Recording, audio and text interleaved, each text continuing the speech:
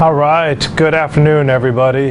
It is 4 o'clock here in Los Angeles. Let's go ahead and get started with our lesson for today, which is critical reasoning. This is, in my opinion, the single most important verbal lesson of the entire course, folks. I hope you understand that. I hope you come to appreciate that. If you plan to just mail this one in, you will struggle in the weeks ahead for no good reason other than everything comes back to critical reasoning. So it's imperative you not only put in the time in today's class to soak everything up, but honestly put in the time after class to really cement this lesson and the homework that accompanies it. What is critical reasoning strategy going to help you do? I suppose what any strategy helps you do. Get stuff right, get it done quickly. It's not rocket science. Part of the reason why I do say it is the single most important verbal lesson of the entire course is because it's obviously 1/3 of verbal straight up. Then you start to see it in the world of reading comp, which probably half of reading comp starts to be critical reasoning based. So now you're looking at half of verbal being actually critical reasoning based. Integrated reasoning is going to have a whole lot of critical reasoning in the mix. And analytical writing, of course, is nothing but 30 minutes of critical reasoning. So pretty much every chance you get to even see any verbal in the mix, you are definitely dealing with critical reasoning. And I would argue data sufficiency in the world of quant, word problems in the world of quant all require precision and language thinking critically. So I'm telling you right now, this thing is so damn important. It's not even funny. So what's the game plan? We'll start off with some real quick categorization, swim methodology, basically your skill builder stuff. Then we'll get into the meat of the lesson with the strength and weaken questions, easily the single most important questions of them all. Probably spend at least the first half of class, possibly even 2/3 of class talking that. Then we'll finish out the day with inference and method of reasoning. But by the end of today's lesson, you have to have a real good sense of how you're going to process critical reasoning moving forward. If at the end of today's lesson, you say to me or to yourself, yeah, when I see a critical reasoning question, I'm not really sure what to do. So I just start by reading at the start of it all. I'd say to you, I don't know what the hell you just did for the last 3 hours. So I don't care if you don't know how to tackle critical reasoning right now, but by the end of these 3 hours, man, we have to have a strategy in play, and then we have to be able to readily execute that in the homework. Now, what is critical reasoning? Reasoning critically at its core. Think about what critical people do, always trying to find flaws in things, poke at you, pick at you. That's all you're doing with these arguments. These cliches are good ones. Avoid the groupthink. Think outside the box. Basically question everything that the test maker throws your way. That's what I would say. This chart in your guys' books, slide in this deck, is, in my opinion, the most important thing in this entire lesson. If, as you look at this, you say, all I got to do is master this, then I'm good, I would say absolutely.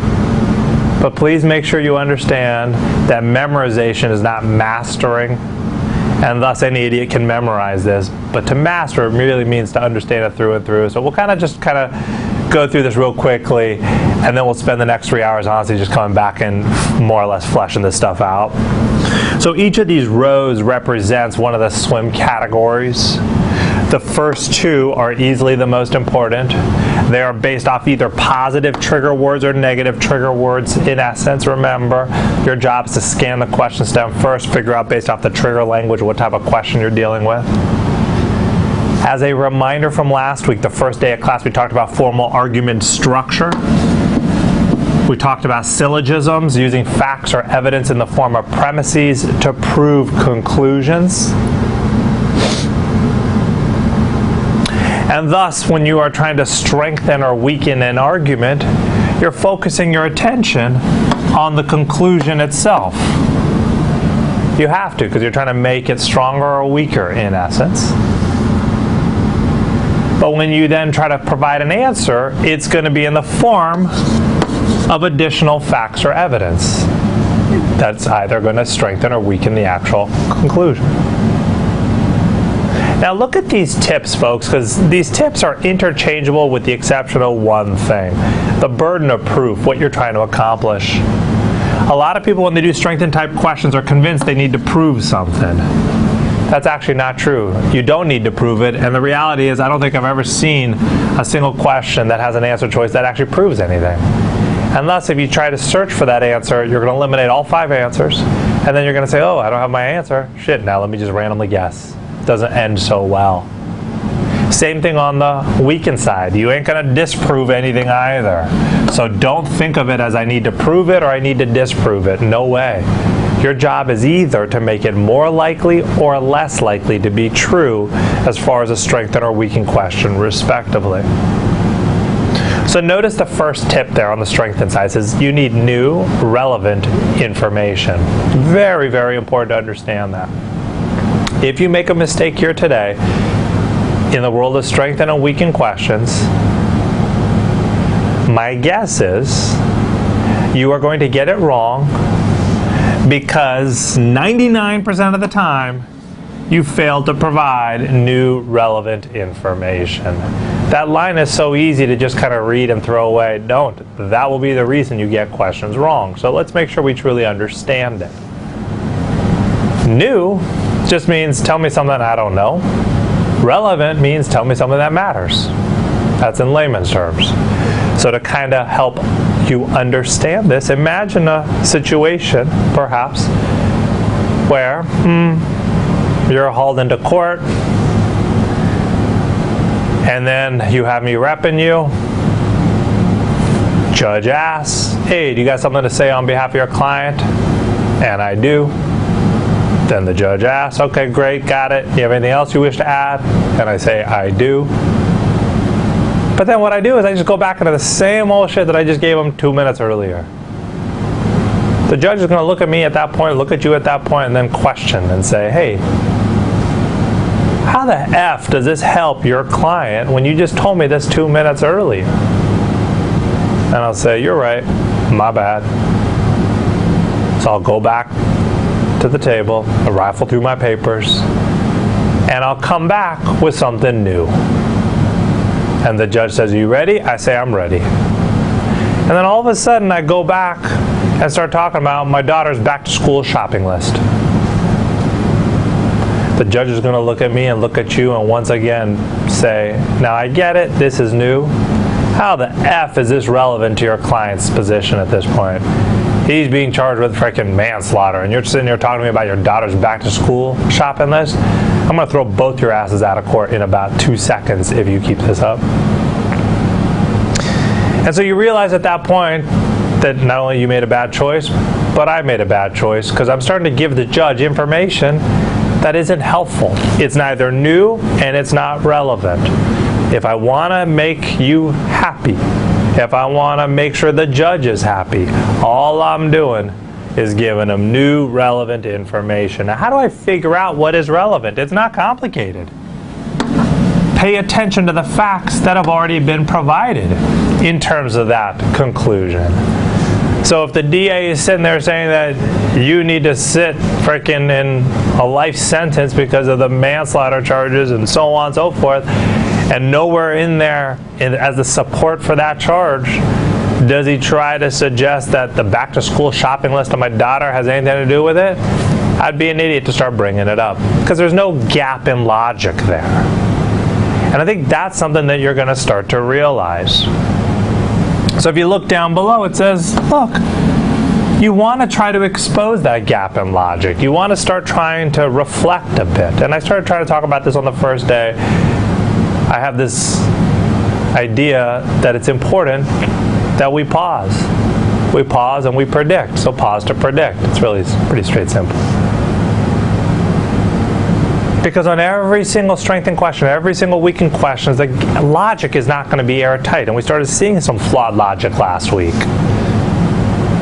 And so for me, as I go through this exercise, whether it's strengthened or weakened, before I get into those answer choices, I stop and I try to say, hey, where is that gap in logic? And it's based entirely off the premises to the conclusion. And so when you go through these questions, you need to start thinking that way.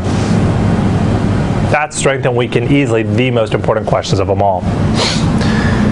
The third question type that I would argue kind of constitutes the holy trinity of critical reasoning is the inference-based questions. They have conclusionary trigger words. You are being asked to draw conclusions based off of the facts that they've provided you. The tips on this, folks, are kind of simple. The correct answer must be true, others not necessarily. Now, if you looked at something like that, you might say, dude, those look like some pretty dumb tips. And I would say to you, I know. And that's because this is kind of a dumb question type. Meaning, it's a very easy question type. All you got to do is find the answer that must be true. Everything else is wrong. Now, do people agree with me? No, people disagree with me vehemently. They get these inference questions wrong all the damn time. Unless they say, how can you say it's an easy question type? I miss them all the time. I say, because it is. You just don't want to follow the advice. And so when we get into these inference questions, my rule is very simple. 100% true is 100% correct. That is, after all, what correct answer must be true means. And thus, any idiot knows that 0% true is 100% wrong. That's pretty easy to spot as well. But what buries people alive in the inference world are the trap answers, the 99% true answers. And if it's 99% true, guess what? It's 100% wrong as well. So if you could stick to that level of math in the world of inferences, you're good. If you can't, you won't. Finally, are the method of reasoning questions. This is the only question type that I suppose I'm okay with you falling asleep here today on, and that's because these questions are far more common on the LSAT. Remember, all this stuff is ripped straight from the law school test. But the reality is, if I'm looking to crush this section because I'm on the road to the 99, as I should be, then I do want to pick up on these questions too. They have rhetoric-based trigger words in general. These require you to often just merely describe the logic, not really get into the content of it all. And check out these non-rocket science-y tips as well. Find the accurate description of the logic or flaw, eliminate the answers inconsistent with them. Huh? That's it? That's it. These are easy questions as well, folks. I would encourage you to pause to predict here as well. Obviously, I want you predicting up here. I want you predicting down here. I don't need you predicting over there. I don't think prediction works well in inference-based questions. In fact, over here, I'm going to try to teach you about how important process of elimination is. And so, yeah, you process of eliminate down here, but you process of eliminate here as well. Here, not so much. Now, this in a nutshell is critical reasoning. Like I said, you master this, you got critical reasoning on lockdown. It's just that we can memorize it, doesn't translate into mastery, so we're going to try to spend the next few hours getting there. Now, I love this slide because it says, why swim? Why? Who the F cares about swimming? Well, there are some good reasons as to why you want to be swimming. I would argue the most obvious reason is the instructive nature of it all. After all, it tells you what you need to be doing. Scan the question stem, figure out the trigger language, decide what type of question it is, execute the strategy accordingly, boom. No brainer. It ain't the most important, it's just the most obvious. In my opinion, the most important reason is the number one constructive aspect of things. Meaning, this test starts to reward those of us that could start to connect dots pretty quickly. And what you're going to start to realize is that the test maker is not that creative. He comes up with a handful of really good questions. Just like lawyers, we come up with a handful of really good arguments. But beyond that, we get lazy. We start to just recycle shit over and over. But we change them up just enough, whether it be a question from the test maker or an argument from a lawyer, which is some slightly different facts, and for most people, it looks brand spanking new. But for those of us with a discerning eye, we see right through that shit. And what I will tell you right now, I'm going to try to get you to do is do just that. Because if you can, critical reasoning is very easy. If you can't, it's not. And I think it comes back to just being able to start to categorize and start to see those connections emerge. Now look at this third one. It says swim is habit forming. Well, this starts to get a little bit more dubious. Is it a good habit, a bad habit? Because it's only as good as the habit is, I suppose. But the good news is swim is a good habit, so this is a good point. I would argue one of the worst things that could happen to you on test day is if you simply sit in front of your computer screen and freeze like a deer in the headlights. A question pops up and you just panic. Timer starts to go down. And then what's happening? Nothing. Sweat profusely dripping down your face. Good news about this is it ain't going to happen like that. Good news about this is if you know what the question on the screen looks like, meaning stimulus, question stem, 5 answer choices, you already know it's a CR question, which means you can tackle it from a swim process. Unless you do number 2. And you ain't going to be deer in the headlights in essence. But note this last point, because I think this is absolutely the most important point, not just for today's lesson, but for every lesson from here on out, arguably. It says if you don't swim, you may sink. Notice that word may. These guys are not so presumptuous as to think that this is the only way to do well on this test, man. They're not.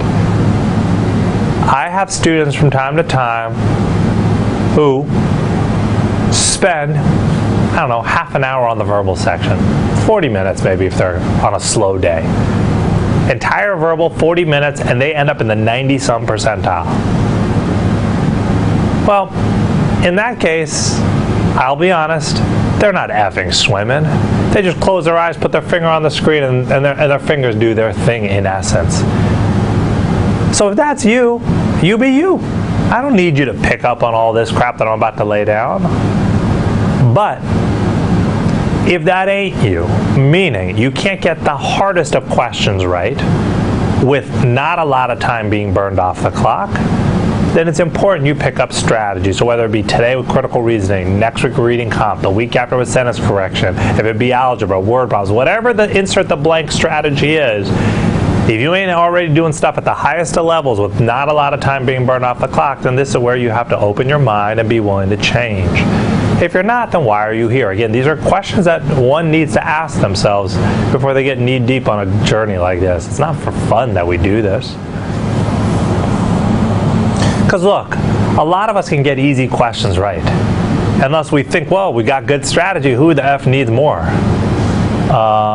Because you can't get past the medium ones, let alone to the tough ones.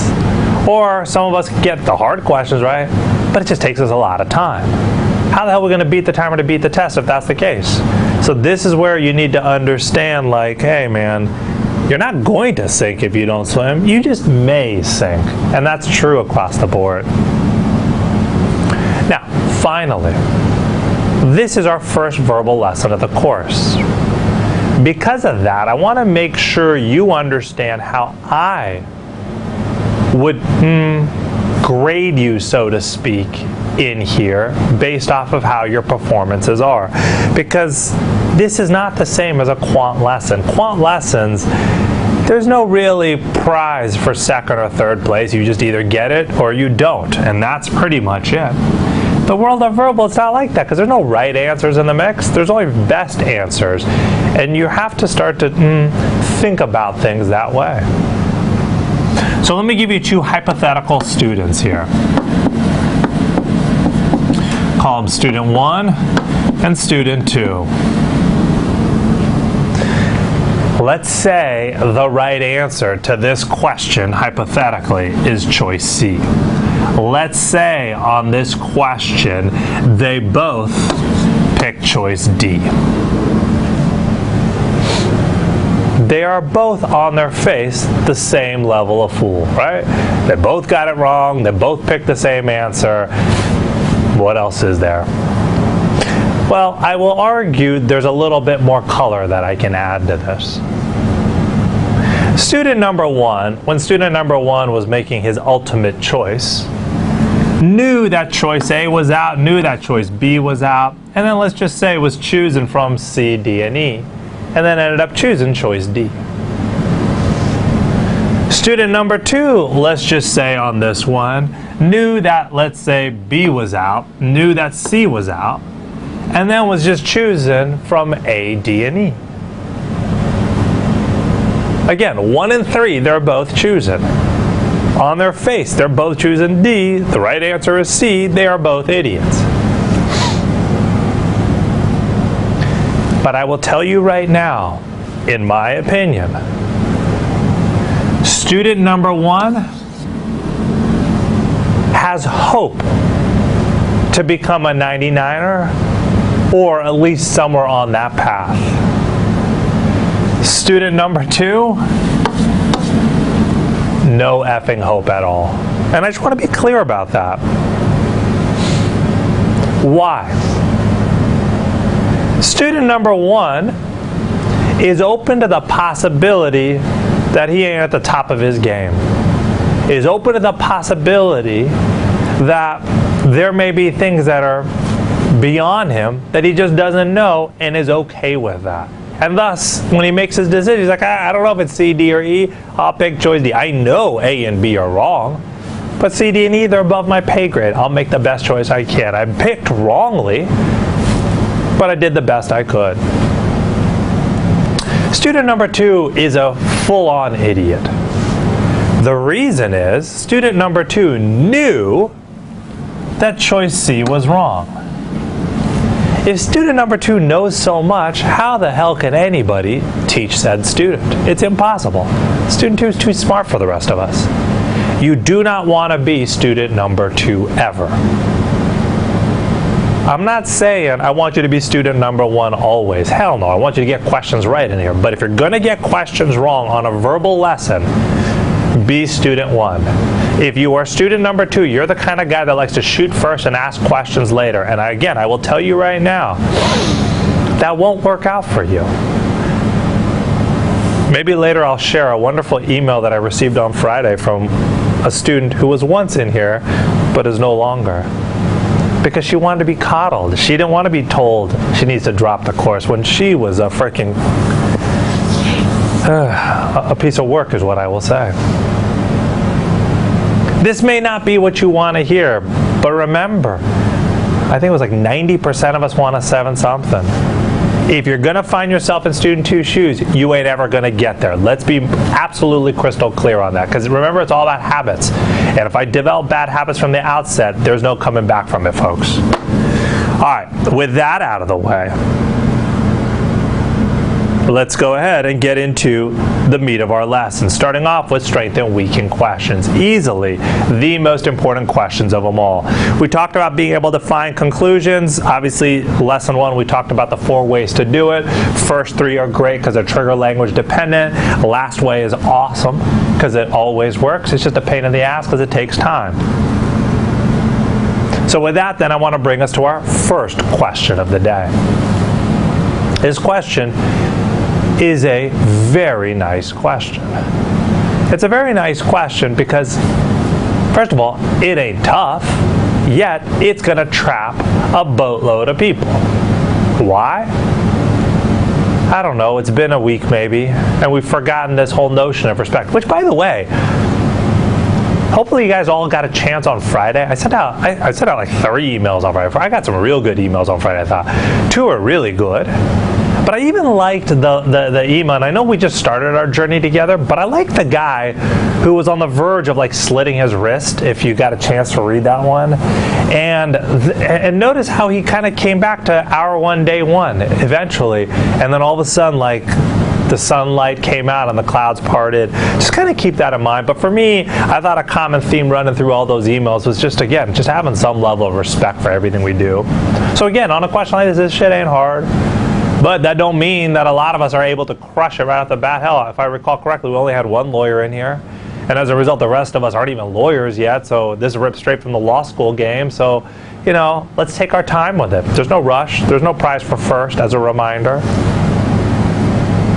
So if you do not know what the most tempting wrong answer is going to be, you're the guy who's picking it. That's something that you have to understand. But that's not even what I care about on this question. Obviously, you know, in terms of what I care about, the right answer, lowest priority for me. The trap answer, higher priority. But that's not what I care about on this lesson here, folks. Today we're doing critical reasoning. For better or worse, I'm going to try to get you to think like a lawyer. For better or worse, you have a lawyer teaching you. But I think it is for better, not for worse, because this is all ripped straight from the LSAT. And thus, I'm going to teach you how to do critical reasoning today the way I teach you how to do anything in here, frankly, which is just built to scale.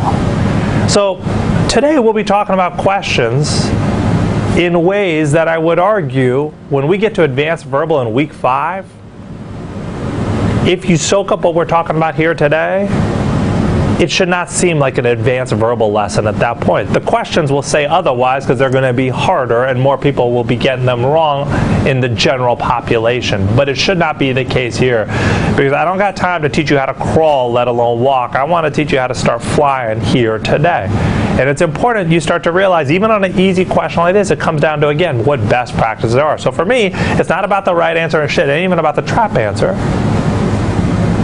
But it's about starting to look at these questions in ways that lawyers look at them. And so how do lawyers look at arguments like this? We're able to summarize it, usually in just a few words, distill it down to its key core components. Because when we do that, we're enabled, I should say, to slice and dice other arguments when we see them down the road. Even though they put different facts, I'm like, oh, that's bullshit, that's the same thing as this. And to hammer that point home, today, we will see this question like an hour from now, if not more. It's pathetic if in an hour from now we don't get 100 on that question. We won't. I've never seen a single class do it, but that doesn't mean, though, I ain't going to say straight up right now, it's pathetic if we don't, because we're seeing the same question an hour from now. How the F can we possibly mess that up? Now, am I going to insult you so badly as to put Dr. Larson in front of you an hour from now? No. Although, let's be honest, there's probably a few of you who'd still get it wrong regardless. But what I'm saying to you is that I will give you the same core components that in an hour from now, if you're on the lookout for it, you should be able to see it and go, oh, I see what you're doing here. Thank you, GMAC Odds, for blessing me with this question. Because check it.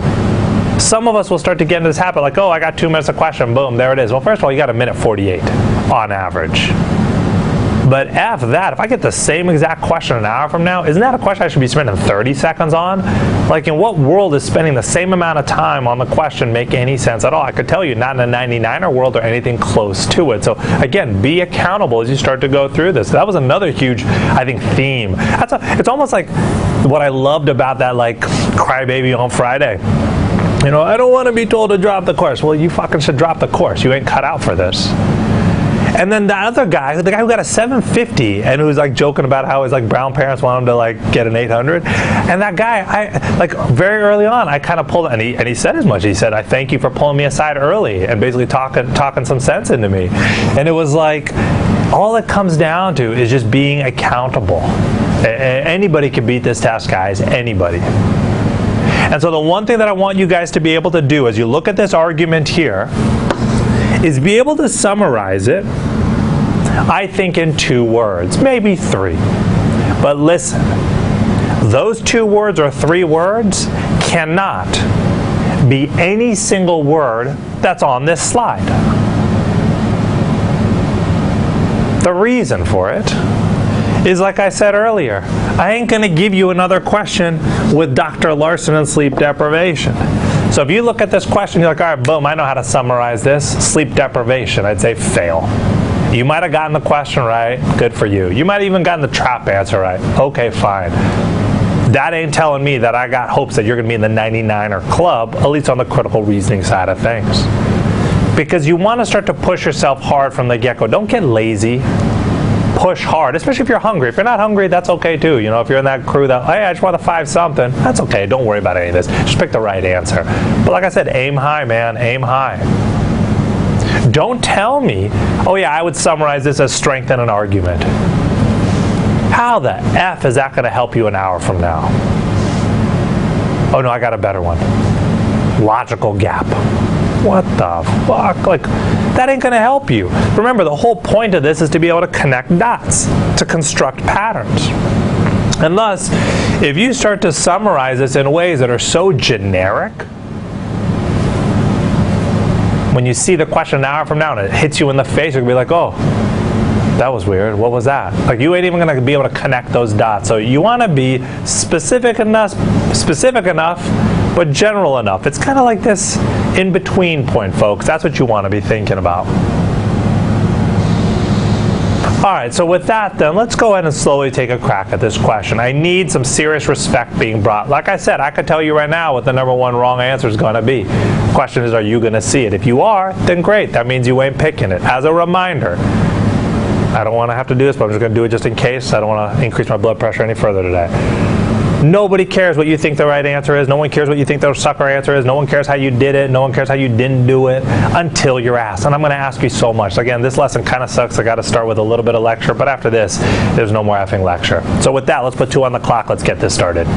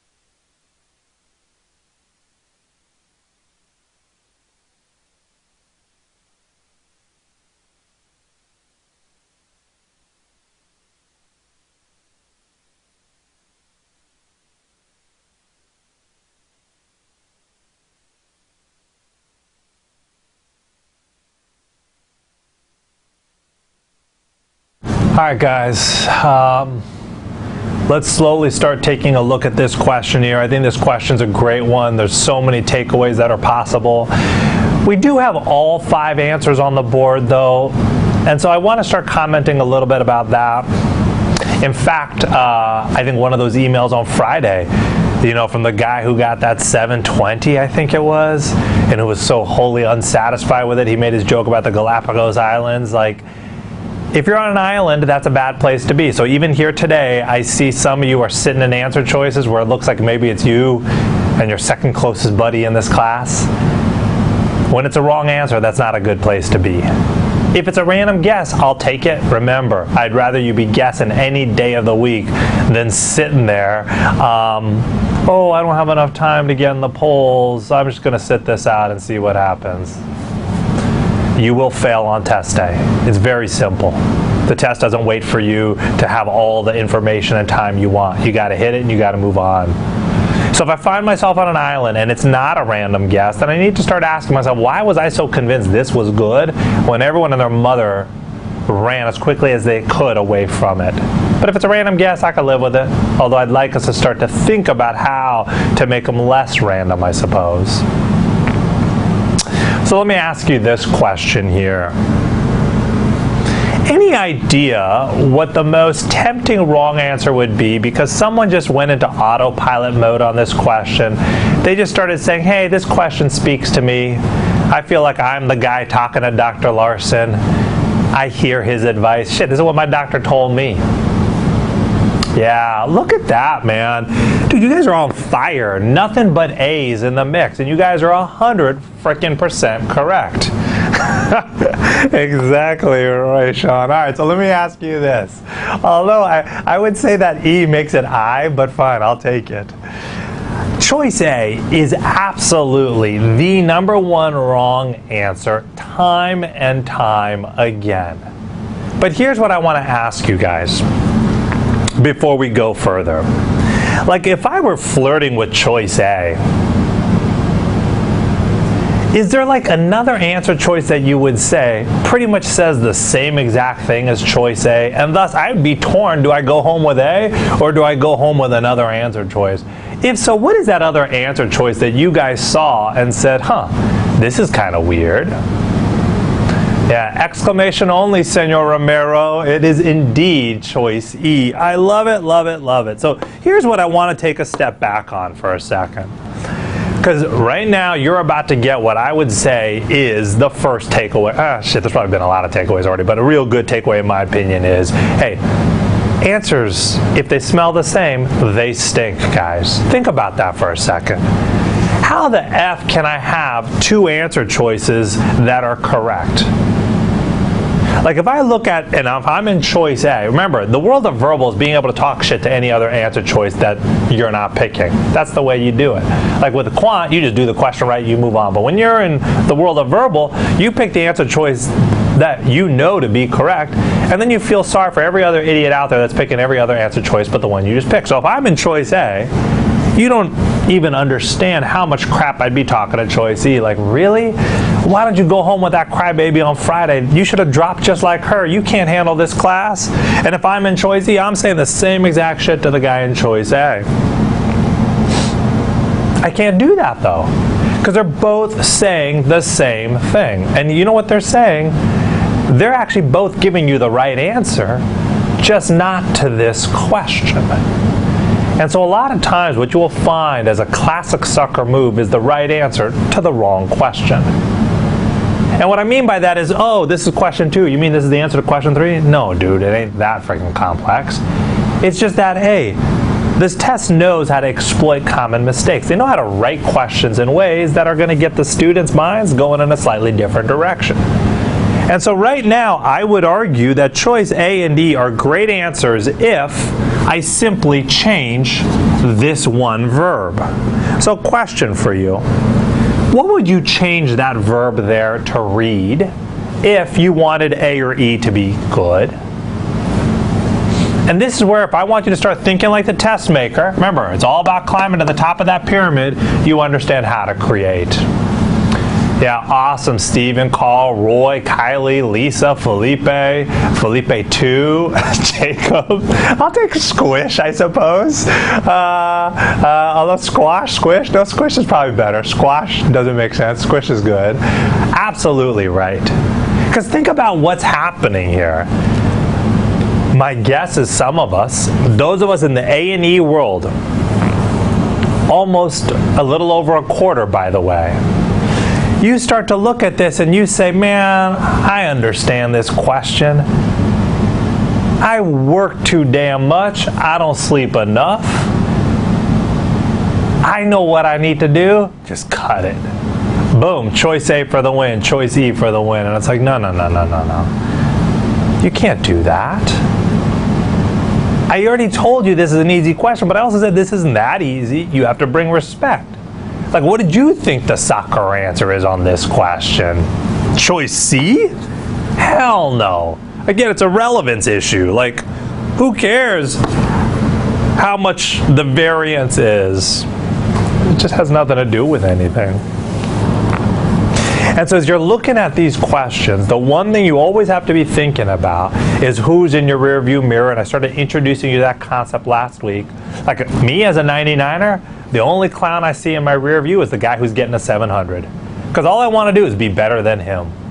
I'm not trying to be better than the 500 level guy. Why? I don't even know he's at the test center. Like, he's so far away from me, I can't even see him. But the 700 guy, he's hot on my ass. I just got to beat him. And so here, if I'm in the AE world, I'd argue, A, these are like the I don't know, 600 level answers, let's just say. And if I'm picking A or E, who's my competition? The guy who's getting a 500 in choice C? That's not my comp. I'm not worried about him. So you always got to be thinking properly about your competition. So choice A and E, great answers, just a different questions. If answers smell the same, they stink. I can't have two right answers. Important we learn that right off the bat. But a lot of you just hijack the argument, as Megan said. So, of course, we know how to identify. Conclusionary language, call for action, 2 out of the 4 tests satisfied. But just because you can identify it doesn't mean you understand it. You can't make these kinds of mistakes. So let's rewind back for a second. You guys are 100% right, correctly identifying it. Now, in fairness, when the poll gets broadcast, you'll see that A wasn't the #1 answer. It only garnered about 10%. Choice E was the #1 answer at 18%. But guess what? They flip-flop all the time on any given class. So for me, when I think trap, I always know it's going to be A and E guaranteed. But let's take a step back now.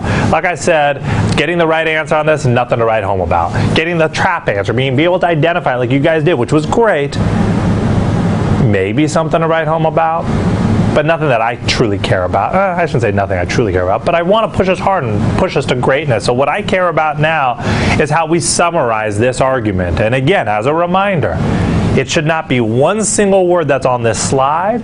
It shouldn't even be on that little chart we saw with gap, logic, premise, conclusion. It's all a waste of time. So question for you. How would you summarize this argument? 2 words, 3 words? I want to hear what you think. This is the most important thing that I want you to focus your attention on. What did you guys think and come up with here?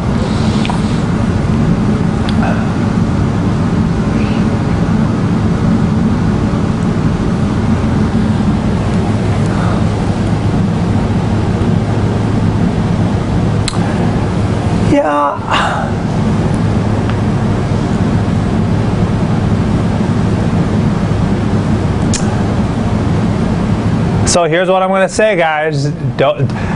I've got what appears to be almost 60 people here.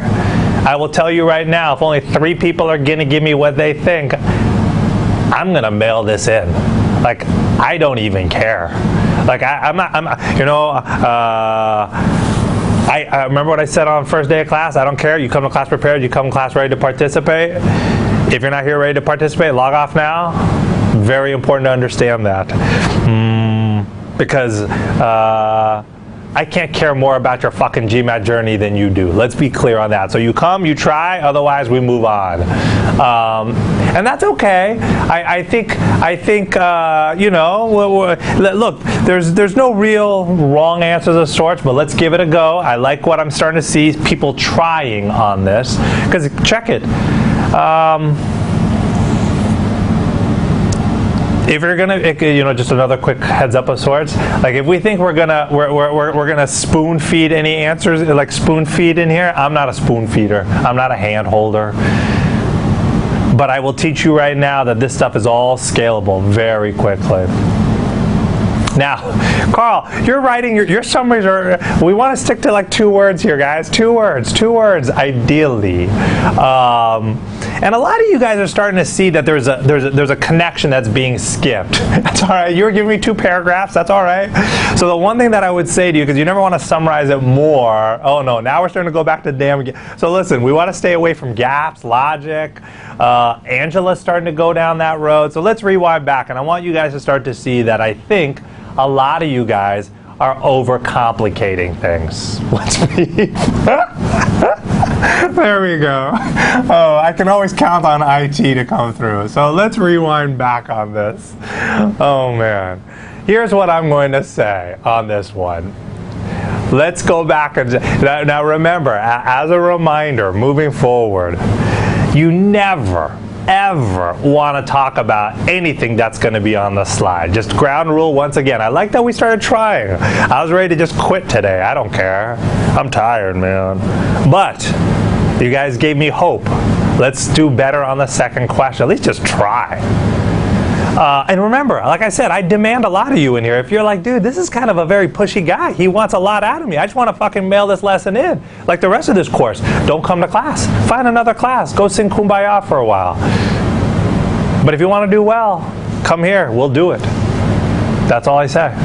So let's take a step back and understand something. Like some of you started talking about ultimately, you were getting there, well, I got to strengthen, I got to do this. What the F? Every single question is going to be a strength and argument question. How's that ever going to help you? It ain't. Wasting my time. All of a sudden we start talking about logical gaps, missed connections. Hey, every single strength and weakness question is going to have that. How the hell is that going to help me with this stuff as well? So when I'm going to argue on this question here, keeping it simple, trying to think like a lawyer now, meaning I'm trying to just start to see at its core what it's about. It seems to be like they have a problem, and it seems to me that they're offering a solution. That is all. Like you guys are trying to get too fancy for me. Don't get fancy. Keep it simple. Hopefully that's a light bulb moment, Kylie, because I appreciate it if it is. Because if you actually start to see it, all right, good, Nathan. Because if you start to see this here for a split second, you start to realize like, if it's a good argument, and I want to make it a good argument, then I'm going to show that the solution actually has something to do with the problem. If I want to try to break the argument, I'm going to show the solution actually does nothing for the problem. That's it. I'll take it, Natalie. I was about to do palm to my face when I saw like freaking 3 people tell me what they thought were their 2-word summary. Then I was like, what the hell did anybody try to do in these 2 minutes? Like, I don't even care anymore. I'm ready to fucking like quit class today. Like, I've already dropped like 5 F-bombs today. I'm like so pissed already. I don't want to be pissed. You will quickly see I'm very happy until I'm not, and then it's not very fun. So, I love that we tried. I don't care that we didn't get there. All I care is that we tried. But now when you look at this, my hope is this shit looks like kind of stupid again. Like, it's like, what? That's all you were looking for? It's like, yeah, man, I'm a dumb lawyer. I ain't no freaking Supreme Court justice here. And if I can understand it like this, just trying to keep it simple, what you start to realize is all these questions start to become just that simple. Because now what I'm going to say is like, if I ever have a problem and there's a solution presented and I want to make it a good argument, I show the solutions actually tied to the problem. If I want to show it's a bad argument, I show the solution's not. So in this case, it would be like, sounds like some good dating advice there, Molly, but I will swipe left, swipe right, or whatever it is swiping that needs to be done. Here's what I will say. Like, just as an example, like to me it would be like, hey, if I were to say, you know what, my younger daughter, the 1.5-year one, she is kind of, you know, having a tough time sleeping in late in the morning, and then and so then as a result, what I would say is, hey, to my wife, I'm going to go out drinking with some of my law school buddies tonight. At that point, what she's going to say is like, what the F are you talking about? Like, how is that a good argument? And I'm going to say, but wait, you're not listening. You're not thinking. If I go out drinking with some of my law school buddies tonight, I'm going to come home reeking of booze. That then, when my little baby gets a whiff of it as I come through the door, she's going to just pass out even further, and she'll stay up a little bit later. And then my wife would say, no, that's a bullshit argument. In fact, when you come home reeking of booze, you're stumbling over things. The next thing you know, she's waking up because of all the noise. So all you got to do whenever you see a problem and a solution is just think, are they logically linked or not? See, David? You understand. So now, with that in mind, all I'm going to do is look at this argument. I'm going to say, okay, true story. No comment. I plead the fifth. I told you I was a bad lawyer. So in this case, I want to rewind back on this. So what do I got?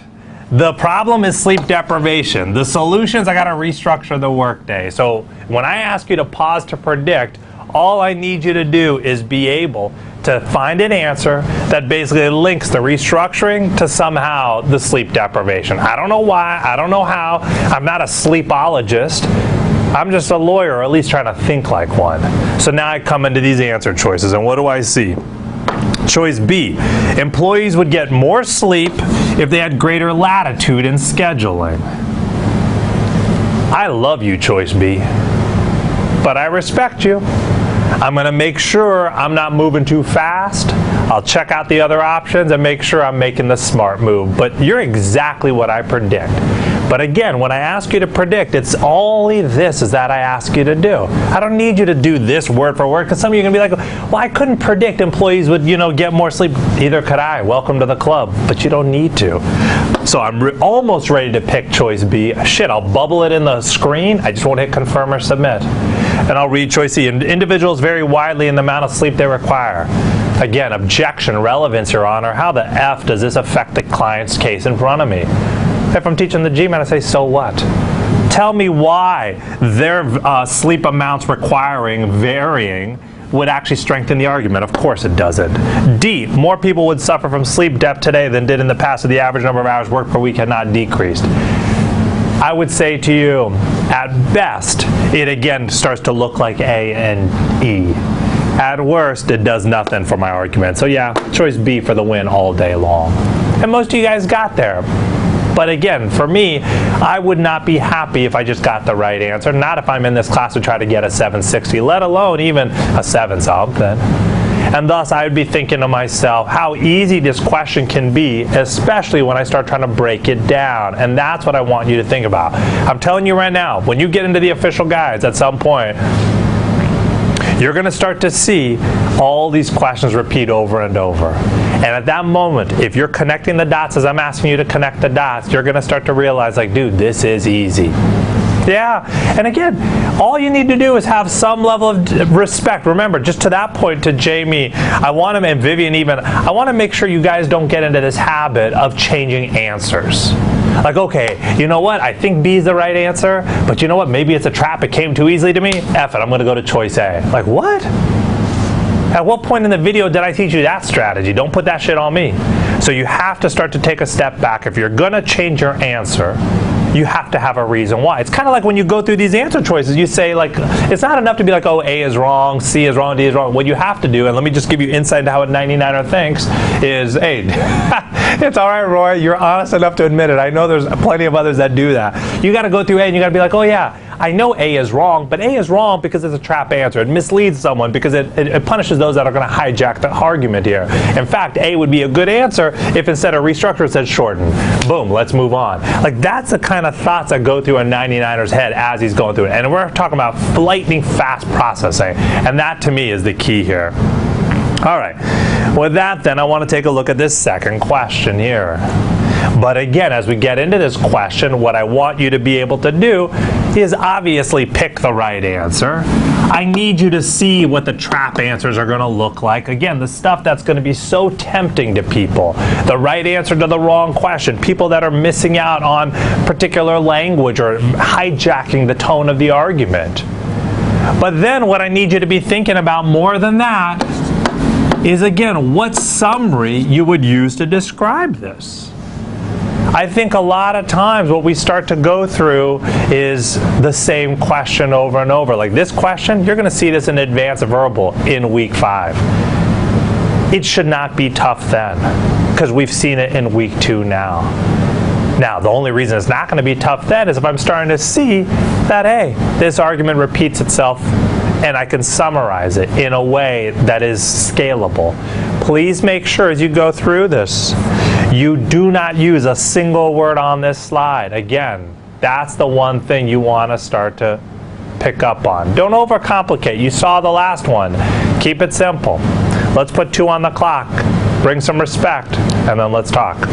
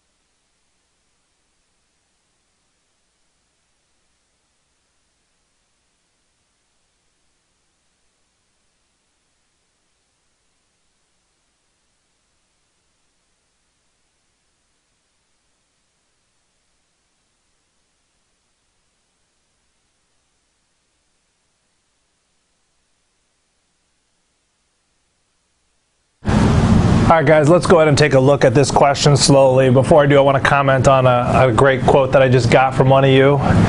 To that point, my response would be, it might be your cluttered mind. It might also be the very first effing question we've done, right? So, like, let's not get crazy at some point. I know I talked last week about wanting to get into a bathtub with perhaps a blender, but dude, this is one question. Let's kind of dial it back a little bit. I appreciate the 99 or bust mentality, but let's talk after 3 hours and then start to worry. But for right now, it's one question, right? But you have to start to ask some of these questions that I'm asking. I think that's something that's important. A lot of times people that do very well on this test will say one thing to me. I heard you on test day. I heard you yelling. I heard you laughing. I heard you asking. I heard all sorts of things in my head through you. And to me, that's great, because that's what you got to start to think. So even here, right now, as we start to go through this, if you're having a tough time identifying, hey, how to break this down, what the trap answer could be, start to ask yourself, like, all right, remember earlier I said, hey, right answer to the wrong question? That's something that's very common. So like even here, let's look at this for a second. Easy one. What type of question is this? Is this a strengthened question or a weakened question? What did you figure out on this one?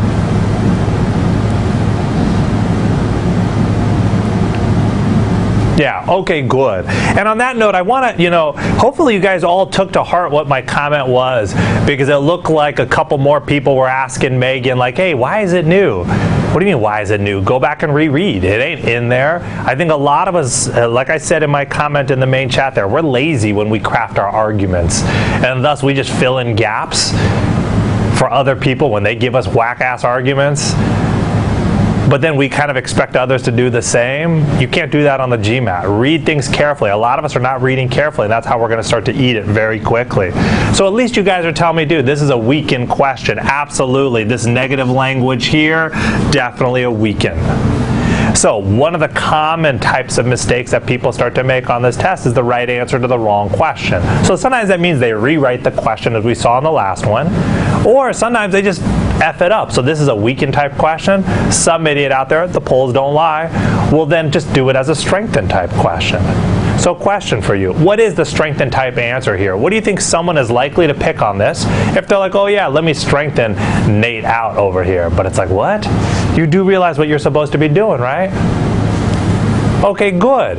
So what I'm seeing here, I don't love you. No, David, I definitely don't love you. So in this case, choice B, classic strengthened answer. And so what I just saw right now is the guy who gave me the quote of the day with the one who's in the bathtub already with the blender half plugged in. You're telling me B is a strengthened type answer. Did it cross your mind as you're going through it? Like, okay, you know what, B, I see you. I ain't picking you because you're the right answer to the wrong question. Because if you're doing that, you're on the road. If you ain't doing that and you're like, no, I don't think B weakens it, then you're not. So you have to be able to not just say things are right or wrong. You have to be able to say why. That's all I ask you, why. So yeah, B sucks. Is there another answer choice that you might say could possibly strengthen as well? I think B is the obvious strengthen, but I think there's one more that's lurking that I'm a little surprised that no one is suggesting this as well. And I do want you to start to see it. So you guys are talking about choice C, and I'm going to get to choice C in a second. I'm going to go with Natalie and Jacob and Kyle and Jonathan and David and Roy and Andrew and Nate on this one, or Nathan. Why does your thing say Nate all of a sudden, man? I thought we already changed all this. Stephanie and Jason. Absolutely right. Maybe because they knew this question was coming at you today. Choice D is, I think, the classic trap answer of sorts as well for a potential strengthen. It ain't as good as B, but I think it's up there. Because again, let's start thinking like a lawyer for a split second. If Nate is on the witness stand and I want to rip Nate apart, I'm going to go up, stand in front of the judge and jury, and I'm going to sit there on some diatribe, exactly, Tony, and I'm just going to be like, dude, what the F does Nate know? Nate's probably some stupid GMAT instructor that don't know shit about these juicers. And then all of a sudden the other side's like, well, actually, slow down, counselor. He's actually a member of a panel that extensively evaluated them. Now, granted, they're early prototypes, so they're not one and the same. And so as a result, I start to say, you know what? Hell no, I ain't touching it. So I'd say to you, potentially strengthen, but in the end, it's not a good answer either way. Exactly.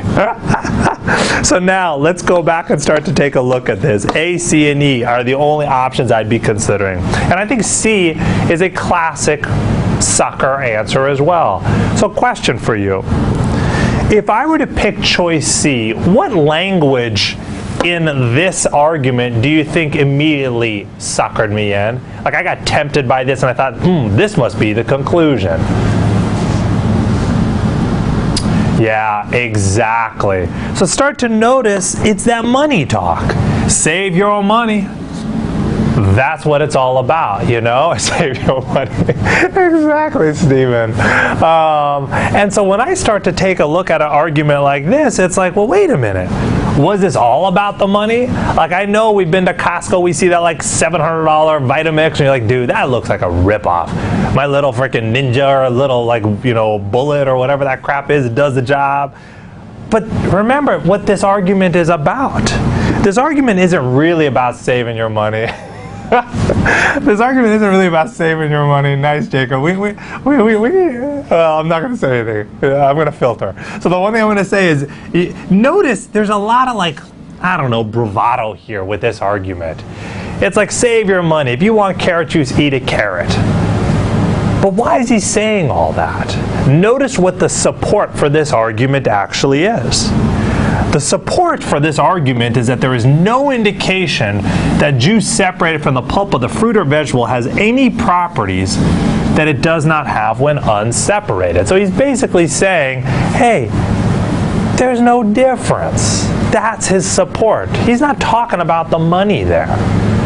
But I could see how if you pick choice C, you'd get suckered by it. And what's interesting is some of you got Costco allows returns. That's true.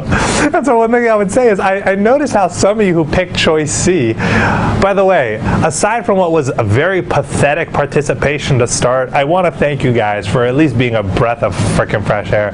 I want to tell you, and I told some of my students in my weekend class the other night, like I want to like shoot myself when I teach them, because at least you guys are, for the most part, participatory. At least when called upon to do so, I suppose. But also, you have a light sense of humor. It's very important. This doesn't need to be freaking painful like a dentist appointment. So yeah, so to this, like, you have to start to understand it's not about money, right? Or exactly, Molly. Yeah, kiss it to miss it, right? And so the one thing that I would say as you go into this, you have to realize, like, this was never about the money. It was about that. And thus, if I'm not looking at the support provided for the conclusion, then I am going to miss it. So let's rewind back on this. Let's get to the real crux of what I really want to see. How would you guys summarize this argument here in 2 or 3 words? Keep it simple. Again, I don't care if you're wrong, just don't give me something that's on the slide. That's not bad, but I'm going to pass, Snoop. Jacob. Oh, this is hilarious. Francis might be almost the win here. Francis may almost be the winner here. Although Francis has the MFA from last week, so maybe this is Francis's time to shine. What else we got? I know we got to have more. Come on. Don't make me take my break. Beef is old. Come on.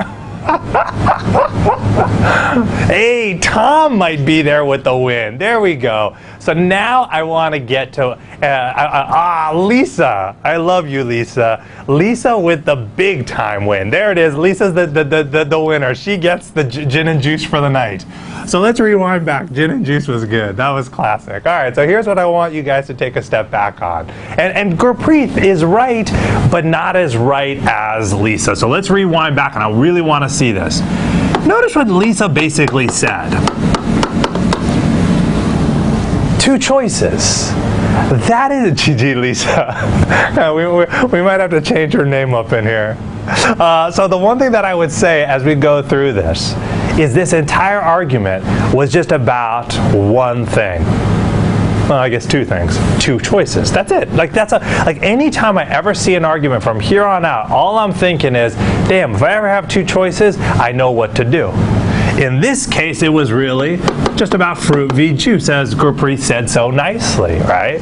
And so now I just have to think, what did Nate want? Nate was all about the fruit. He thought these juicers are ripoffs, obviously, but he gave you reasons why. If I'm going to try to help Nate out, then I'm going to show that the fruit is somehow better than the juice.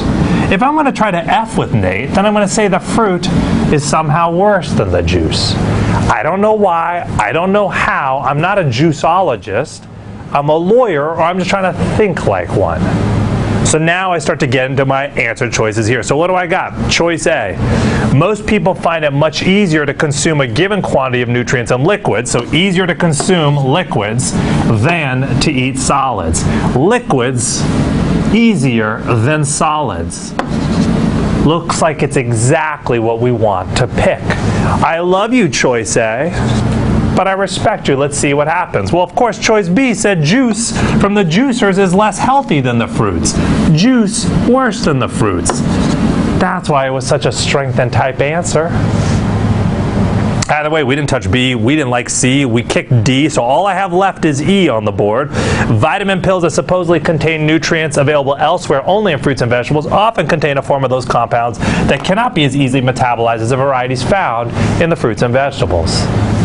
Objection, Your Honor. Relevance. Exactly. What the F do vitamin pills got to do in an argument that's narrowly tailored between fruit versus juice? Nada, as Vivian said. Absolutely. Choice E, dead on arrival. So yeah, choice A, easiest answer on the board. And so, exactly, Caitlin. So notice here, like, again, you guys did pretty well on this question. Not a terribly tough question. But again, how am I going to be happy with my performance on this question? It's if I did what I just said I just was doing, which is, hey, I know you're right because of this. I know you're wrong because of this. I know how I would summarize this. I know what the trap answer is. Like, that's the guy who's getting to the top. We might all get questions right from time to time in here. That doesn't mean anything. It's about the long game, folks, and I want you thinking that way. All right, we are done with this first part. I want to get into this second part next, but it's a good time to take our first break of the day. I don't know if my little smartboard is going to cooperate. Let's go ahead and put 5 on the clock. Let's get back to work. That's it.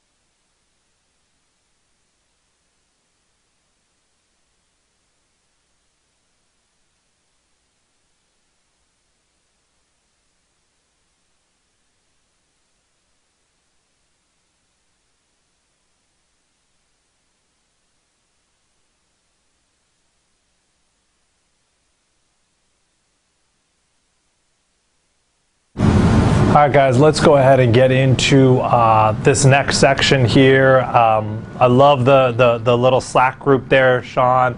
Definitely, like I said, man, if you are studying for the GMAT by yourself, I feel bad for you. I'm not saying that it can't be done. I'm just saying, why would you want to? If you've already had the luxury or privilege of being in a group class such as this one, take advantage. It's always great to have people, first of all, just camaraderie, allow you an opportunity to vent, blow off steam, cuss me out, benefit from other people knowing how to do things that you can't. That's free tutoring. Like, why not take advantage of that? Some of you guys are really good at quant, suck at verbal. Some of you guys are really good at verbal, suck at quant. Symbiosis there, man. That's all it is. Hook it up. So yeah, great job, great initiative there, Sean. Here's what I'm going to say as we get into this next section. It's all about, understanding the logical gap. So, we saw the Socrates crap last week, not complicated. This question right here is a great question. It's a great question because it's a phenomenally easy question. But as you go through this question here, notice there are no answer choices. Remember what I said last week. It's all about going to that grocery store, but not hungry, not without a list, but on a mission.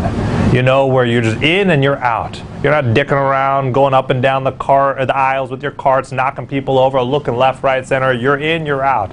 You have to be that way in the world of the GMAT, folks. With regard to critical reasoning, even method of critical reasoning, strength and weakening questions, and even method of reasoning, as we'll get to at the last part of the day.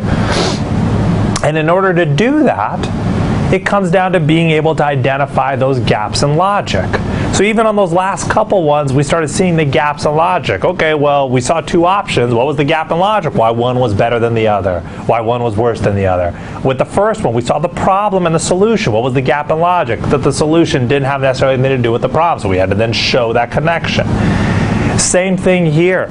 So I would argue this entire argument can be summed up in just one word. One word. Maybe two if you want. Again, it can't be anything that's on this screen. That's useless. And you're starting to recognize here how that power of the summary makes your life very easy. I love that quote of the day that came my way. Now notice there are no answer choices here because I'm really going to try to force you on this question to predict the damn answer. It's not a tough question. Probably end up in the 90s on this question is my hope because it really is a very easy question. But again, I don't care about the question, I care about the process. So here's what my plan is. I'm going to pop this up. We'll put 2 minutes on the clock. About a minute in, I'll throw some answer choices on the board. I encourage you to play along and trust the process. Exactly. Although Embiid was not too happy with the LeBron trade, but whatever. Oh no, he wasn't happy with the Cousins trade. That was his big issue with the Warriors, but whatever. So the one thing that I would say as we go through this is make sure that you're able to start to see the answer coming a mile away. And if you do that, the one thing that I would say to you is you can summarize this if you've had a childhood involving a sibling. It's just that simple. Like if you've had a childhood involving a sibling, then my guess is you either use this type of logic or had it used in front of you. And thus this should really hit home hard. So with that, let's put 2 on the clock. Let's bring some respect. Let's look for that gap. Let's summarize it correctly. There's no sucker answer on this. It's one right answer and a bunch of crap ones. Let's talk when 2 minutes are up.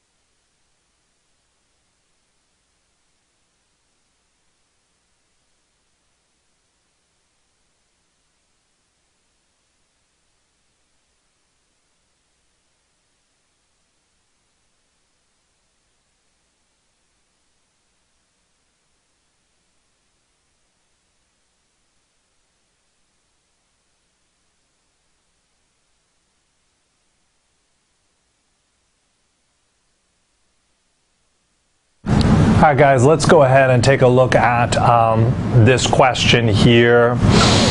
I'm not going to lie. I'm a little sad by the results in the poll right now. I would have thought they would have been a whole lot stronger on this one. Now, maybe some of you are saying, hey, you know what? I couldn't get to the right answer in time, so I just guessed. That's okay. You know, you're cussing me out saying, dude, I need more than a minute to read this shit. That's all right. Remember, I can't give us all the time, all we want. We're going to get through like 5 questions in here. That's the reality, especially as we get some of these island-type answers. And my commitment to you is I will go through every single answer, as I said on day 1, that's in the poll. Necessarily, I got to just keep things moving. But I wouldn't even care about that if you spent your time trying to summarize this correctly, trying to find the gap in logic. Because let me tell you this right now, and I just want to be clear about this.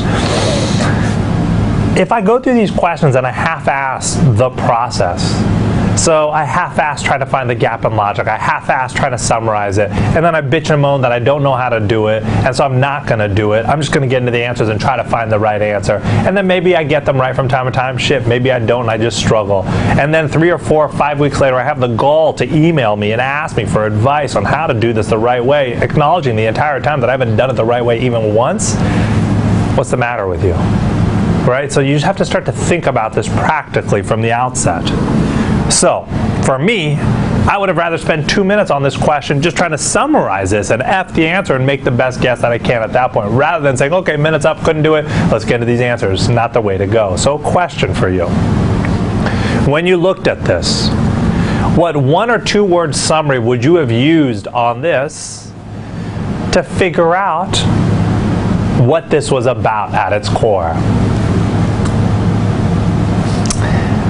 Ecosystem. Is ecosystem on the damn on the chart here, on the slide here? No, it's not. But love it, Molly. Just beat it.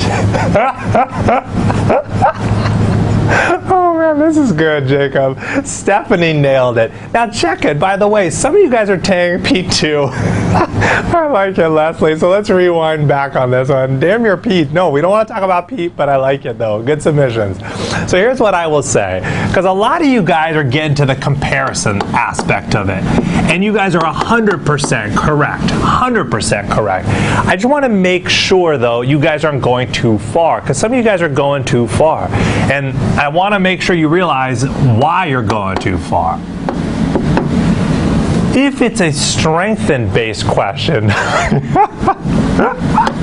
that's good, Stephen. I think there are going to have to be some new quotes of the day. I want to start doling out quotes of the day, because some of these are good, real good, man. You guys are good, man. So the one thing I would say is, if it's a strength-based argument, Caitlin, this is where you're disadvantaged. If it was a strengthened argument, you show that they're equal.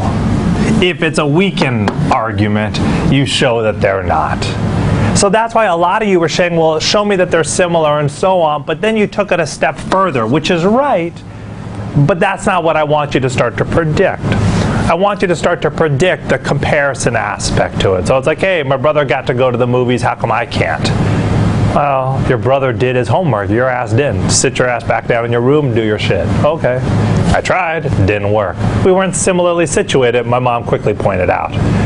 And so as I go through this type of question and I realize, again, the call for action is over there, but my head should have been scratching, because we're talking about this country, and that out of nowhere he busts out Ireland.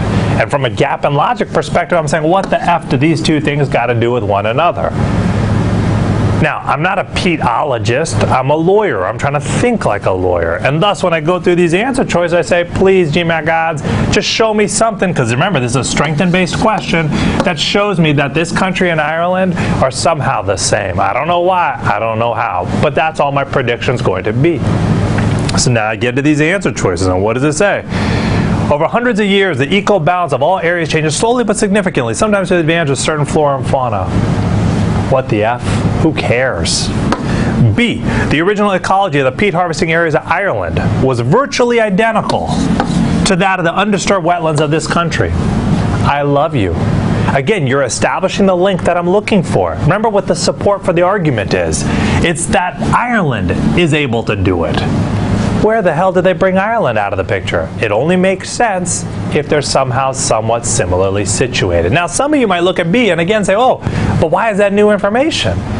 It's new because it never was told to you. You might have assumed it because, again, you're lazy when you make your arguments unless you're willing to help someone else out when they're lazy. You can't do that on the GMAT. You got to be hypercritical, looking to find flaws and everything. Again, why are lawyers such pains in the asses? Because every time you open your mouth, we're looking to find something wrong with what you just said. Somehow, some flaw, and we just argue it. Choice B, I love you. I'm ready to pick you, but I respect you. I'll check the others out.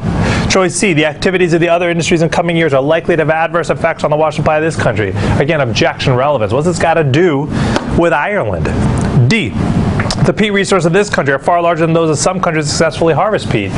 Again, objection relevance. What does this got to do with the support that's provided? So a lot of times what I'm starting to see now, given some of these island type answers, is we're just picking any answer without paying real close attention to what support is provided in the argument. It's got to be new information, but it's got to be relevant. Again, I gave you that somewhat absurd example of me representing you in court because I need that to resonate with you. You don't want me going up there and starting talking about my daughter's back to school shopping list when you're on trial for manslaughter. It's not going to be a good look. And some of these answers are sending you straight for a life sentence. Choice E, the peat harvesting industry of Ireland. So at least you're talking about Ireland. I like you, Choice E. Has been able to supply most of that country's fuel for generations, but then I quickly fall out of love with you. They were.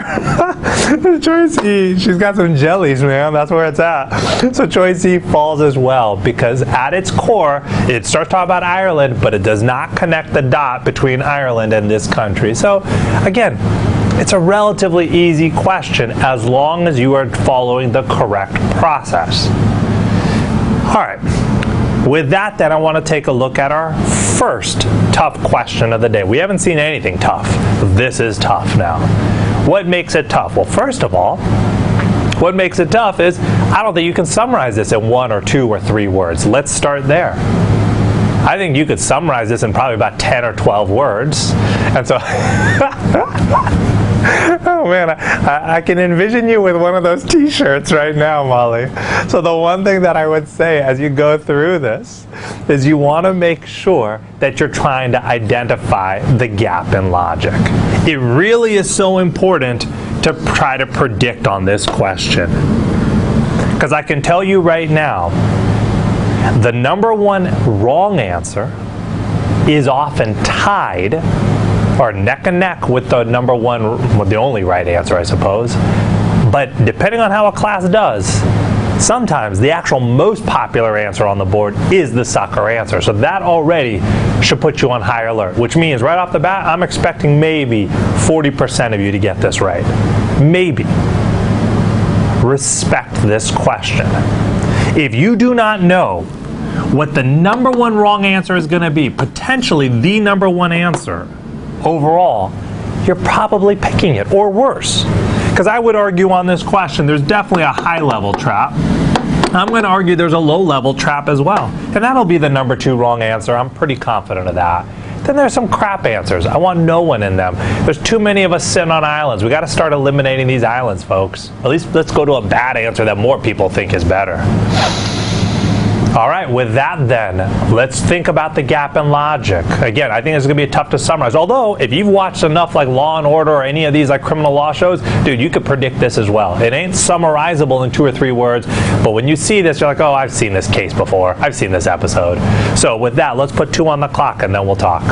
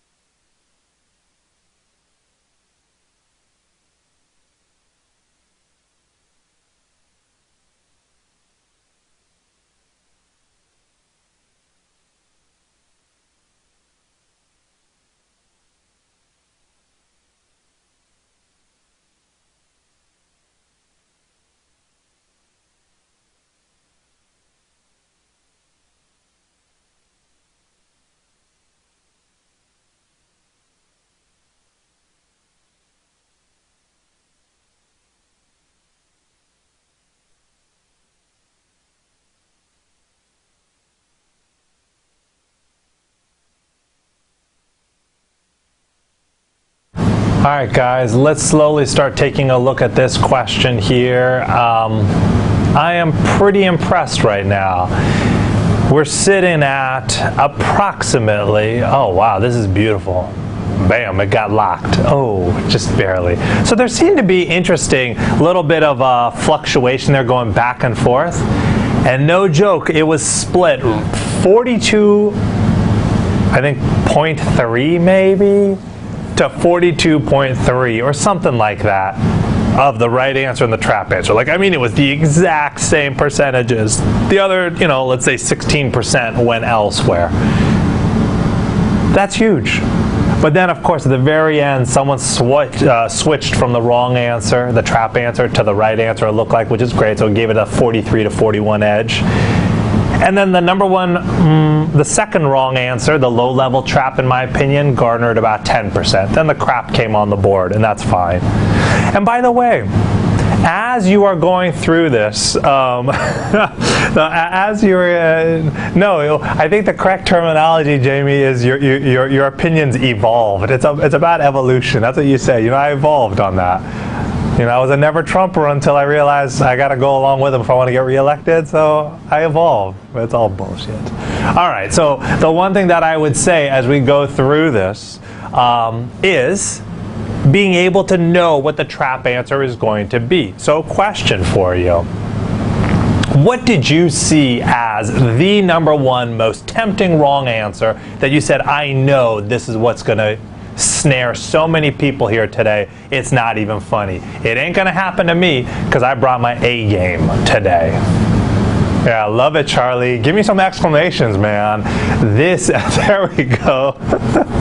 There we go, Sean. It is choice C. Abso-freaking-lutely. Sean, I love it. So let me ask you this. Because you guys are 100% right. Now we're starting to get on fire in here, guys. So let me ask you this. Forget why it's wrong for a second. I want to get there in a minute.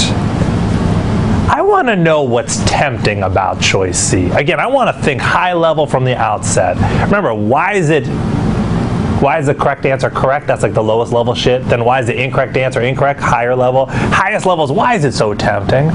What is it about choice C that you said, damn, I see that right there, and it's really going to pick up on something in a person that's going to really get them going?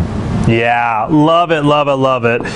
A lot of you are saying to me exactly the right information.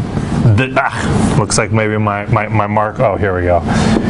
The dates, 100% spot on, 100% spot on. Location, of course, you know, being in the Yucatan, people love that. 100% spot on. The word conclusive, 100% spot on. So as a result, this looks like the shiniest package with the best wrapped bow that you've ever seen in your life, and you are so excited because of that. Let me tell you right now, you open it up and it's a package of dog shit. And sometimes that's exactly what's going to happen. And you have to start to have a little bit more of a discerning taste. So actually, speaking of taste, here's another sort of good analogy of sorts, good or vile, depending on how you look at it. Like, this is an example of what you're going to start to see as misdirection on this exam. Like, they know how to sell you on the wrong answer. They do. They know how to give you what you think you want to see, but you don't. And so to me, it'd be like going to a barbecue. Exactly, Nathan. Or it's even one worse. It's like, well, I don't know if it's worse or not, but it's like going to a barbecue and you see like all the hot meat out there and everything starts to smell good and look good. But the host is a little bit of a dick. And he knew that some people would just pick the ribs that he peed on, and you wouldn't even know it because it just looks real good and it's like sizzling. But if you knew it, you really wouldn't want it. And you ain't really going to go smell and try to see and feel and taste. So what I would argue to you is choice C is like that nice hey, I'm just saying. Again, this is not a true story before anyone starts to ask me. Exactly, Kylie. So this is what happens when I go out drinking with these are my business school buddies. My law school buddies, we're a team crew. My business school buddies, maybe it's a little different. So the one thing that I would say as we go through this is choice C, in my opinion, is selling you on the walking it back now. Oh man, exactly. So the one thing that I would say to you guys is choice C is the classic, like, I'll give you the nice juicy rib, but you don't want that rib. It's got pea in the sauce. Just make sure you realize that. And again, why? Why is C wrong? You know the drought was known to have occurred. They tell you that in the argument. You giving me conclusive evidence of that is a waste of my time. Exactly, Stephen. So right on, Raju. So let's rewind back. So exactly, Molly. So if I look at this, and again, imagine I'm in court representing you on the manslaughter case, right? And I'm like, all right, Your Honor, here's Exhibit A. You know what? Exhibit A, I want to give you Exhibit A that he was at Disneyland with his kids on the day of the murder. Check out these jellies. No. I'm going to be relevant. I'm on the verge of getting thrown on contempt in this case, so I'm not going to F this one up yet. So I'm going to be like, Exhibit A, Your Honor, here's evidence of his Disneyland ticket stubs that he was at Disneyland on the day of the alleged homicide. And so the judge is like, okay, I'll take into evidence Exhibit A. I see the Disneyland tickets. I will accept. I'm a pretty easygoing judge. I'll accept that homeboy was at Disneyland. I'll be like, all right, sweet. Then the judge says, do you have anything else you want to add to kind of help your client's case? I'm like, Your Honor, I do. So I go back and I'm like, here's a picture of my client with his Mickey ears on in front of the castle with Mickey himself. Exhibit B, Your Honor. He was at Disneyland that day. And the judge is going to look at me and be like, what the heck's the matter with you? Where the F did you go to law school, man? I'm sorry, Jacob, but maybe USC law isn't so great at this point. So I got to start to say, like, you just told me already he went to Disneyland. I accepted that as fact. Now Exhibit B comes into the picture, and you're trying to tell me the same damn thing? Get the F out before you continue to waste my time.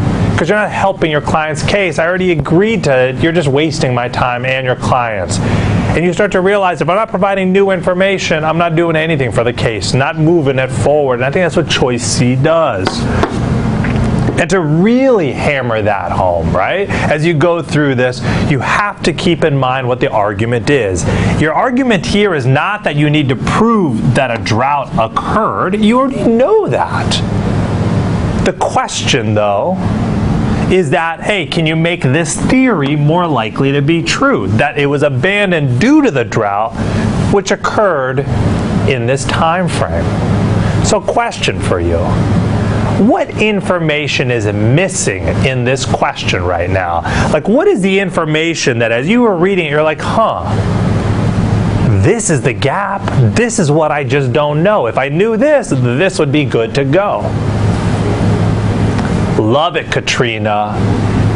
Exactly, Molly-ish. And I want to talk about what Natalie is saying, because I think Natalie's point is a decent one as well. Exactly, Nathan. Right on, Lisa. And so, and even to Francis's point here, and to Gabby's, let's start to rewind back, because here's the kicker on this. If I start to say, well, let me link it, it's a new adjective of sorts. So here's what I would say. If I look at this and I say, hey, I want to try to show that it was the drought that caused their abandonment, that could lead me dangerously down a different path. It could lead me down the path of, well, let me just show that it's not the other possibilities. So for example, choice A, boom, there's my final answer, because it shows that, hey, you know what, it couldn't have been the revolts, it couldn't have been the city-state warfare, so yep, choice A is my right answer. And it's like, well, wait a minute. I understand your logic there, because it's not this, it must be that. But I'm sorry, but you did not take into account my conspiracy theory that there was an alien abduction that probably took place and explains everything. And because you didn't take that into account, how do I know then all of a sudden it's because of the damn drought? So choice A is tempting as well, but it doesn't get the job done. I have to take a step back and say, you know what, let me be more critical. So to that point, think about what the rest of the classmates are starting to suggest. They're saying, hey, wait a minute, you're not telling me when this all went down. Because again, yes, we want to show that it was the drought, but there are multiple ways to show that it's a drought.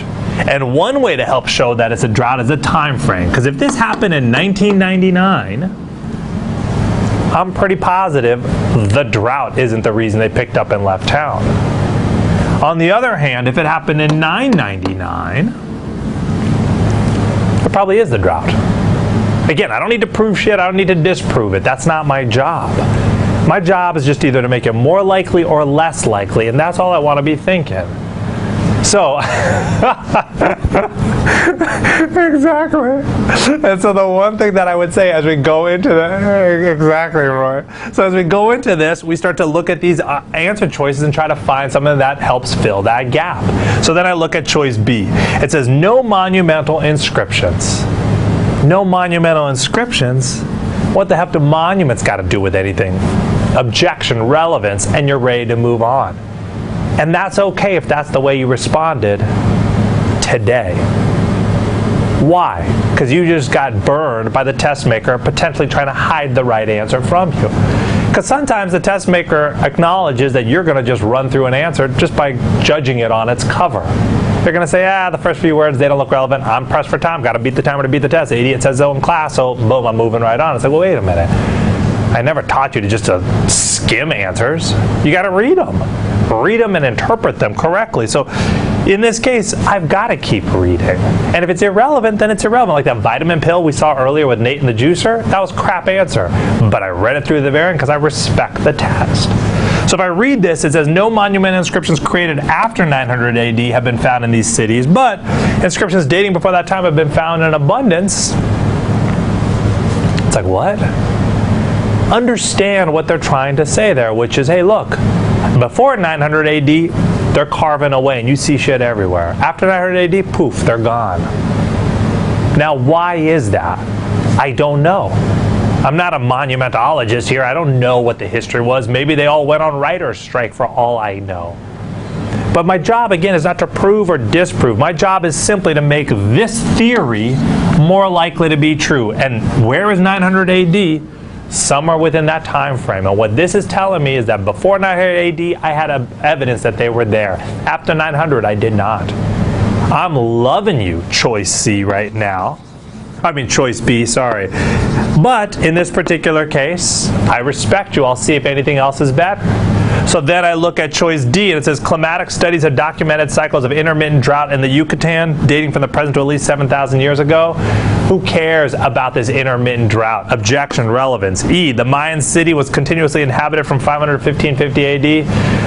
At best, it's irrelevant. At worst, it actually weakens it by showing continual inhabitation. So yeah, choice B, best answer for sure. Now, let's take a step back on this. Is this something you could have tried to predict? I think so. Again, watch enough of these Law and Order shows. What do you need to show? That the guy was there at the scene of the crime when everything went down. So in this case, you're saying that everything went down between 900 and 800 and 1000 AD. Put my perp there in order to hang him. Okay. Exactly. A Dick Wolf production here. And so is this fit into one of those cookie cutter 2 or 3 words thing? And we need some sound effects here. I love it. No, it doesn't. But when it does pop that way, you really have to be thinking like that.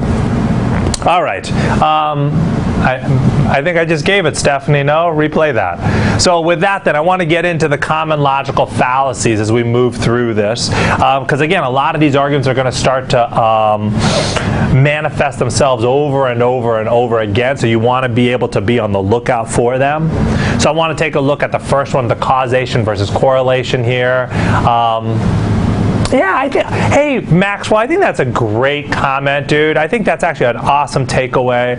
Yeah, like, to that point about, like, new info, relevant info, yeah, for sure. That's the baseline thing you got to keep in mind. And so sometimes what I like to say is, like, watch out for repackaged poop.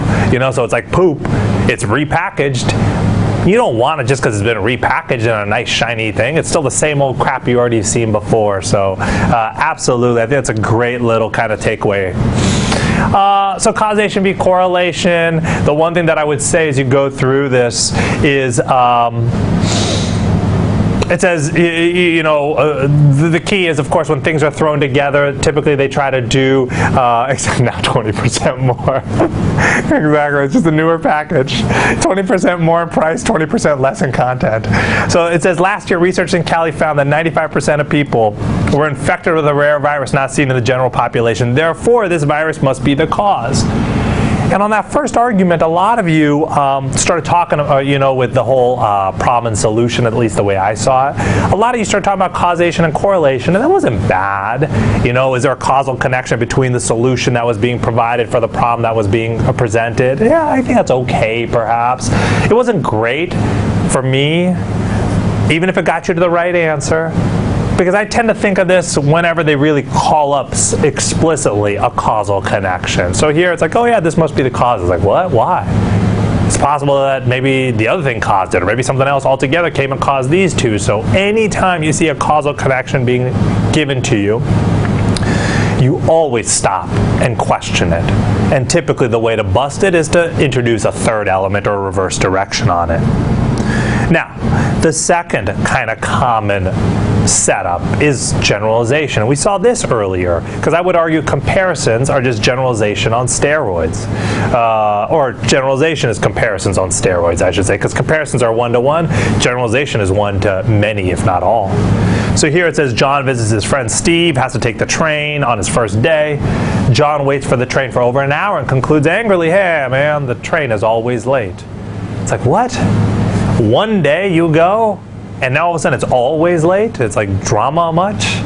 And sometimes that happens. But when it happens, you immediately got to jump all over the generalization bit. Because again, if you want to make it a good argument, you show that this one episode is the same as the rest. You want to make it a bad argument, you show this one episode is not. That's all. And the third type of common setup you start to see are the data and stats flaws. And so they do this a lot. They start to just throw data and stats your way with the hope that just by throwing those numbers your way, it overwhelms you, and thus you think it's a good argument, when really it's a crap argument. So here it says, in the last decade, the number of violent crimes has increased substantially. Therefore, City X should hire more police and put a greater emphasis on law enforcement. It's like, well, wait a minute. You're talking to me about the absolute number going up, but why does that mean things are all of a sudden shitty over here? Is it possible that the number is up because I have more people moving to my great city? And as a result, I expect absolute numbers to increase. Versus, if you had talked to me about maybe percentages, crime rates, maybe it actually is lower. I don't know. So always watch out for an absolute versus percentage issue. I think that rears its ugly head pretty often. So with that then, I want to take a look at this next question here. I think this is a great question. It's a question that, again, is long, but by the time you get to this period and this question mark, you should already have a good sense of what you're trying to establish. After all, they're first of all telling you it's causation v. correlation, so already you know what's in the mix. So in terms of guessing, in terms of prediction strategies, what else is there? But be careful. Definitely some sucker answers lurking. Again, in that classic right answer to the wrong question form. Hijacking arguments, not paying attention to the wordplay. You always got to be on the lookout for this stuff. That's what critical reasoning is about. Again, if some of this is making your head hurt, I get it. There's a reason you didn't decide to go to law school. You were smart. But at the same time, this is the stuff that's required on this test. So we still have to channel at least some of that lawyerly-like thinking that we have or are capable of having. So with that, let's put 2 on the clock and then we'll talk.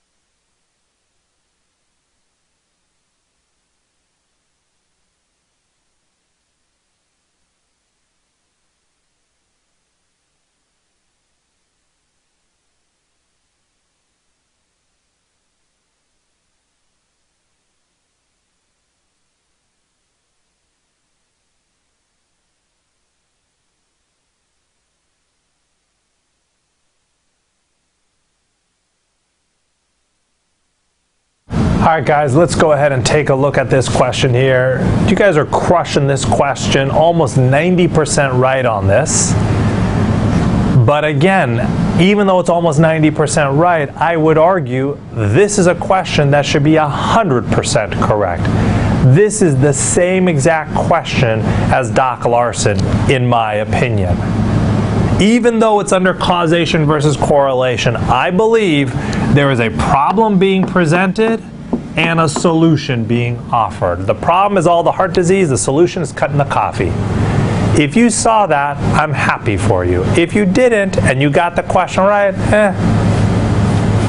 that's it. I wouldn't even be celebrating. 90% of the class got this right. This ain't hard. So I want us to start to look. It's not enough to just memorize. I think a lot of us are going to get in the habit of, I just got to memorize a bunch of shit. I need to look for it after that? What? Crazy. No, it's not. It's not enough to just memorize. You got to be actively seeking it out. Like even here, as an example, I didn't say anything here. But my hope is as I was reading that example, some of you said, that also kind of looks like a problem and a solution. What's the problem? I got all this violent crime out there. What's the solution? Let's hire more police. Is that a good argument? I don't know. Show me that hiring more police will somehow help that violent crime. Or show me it won't. Like this is the kind of stuff that you always want to be on the lookout for. But let's put that on pause for a second, because just knowing that will help us get to the right answer pretty damn quickly here. Let's start with some basics first. Again, a layup of sorts. Is this a strengthened question or is this a weakened question? What did you guys figure out based off the trigger language that was here? Okay, good. So you're saying, of course it's a weakened type question, dude. This is very negative language. I'd say to you, you're absolutely right. So question, what is the classic strengthened answer here? And there's a few, I would argue. It's the right answer, just not to the question we or the rest of us are actually answering here. What would you say? What did you find?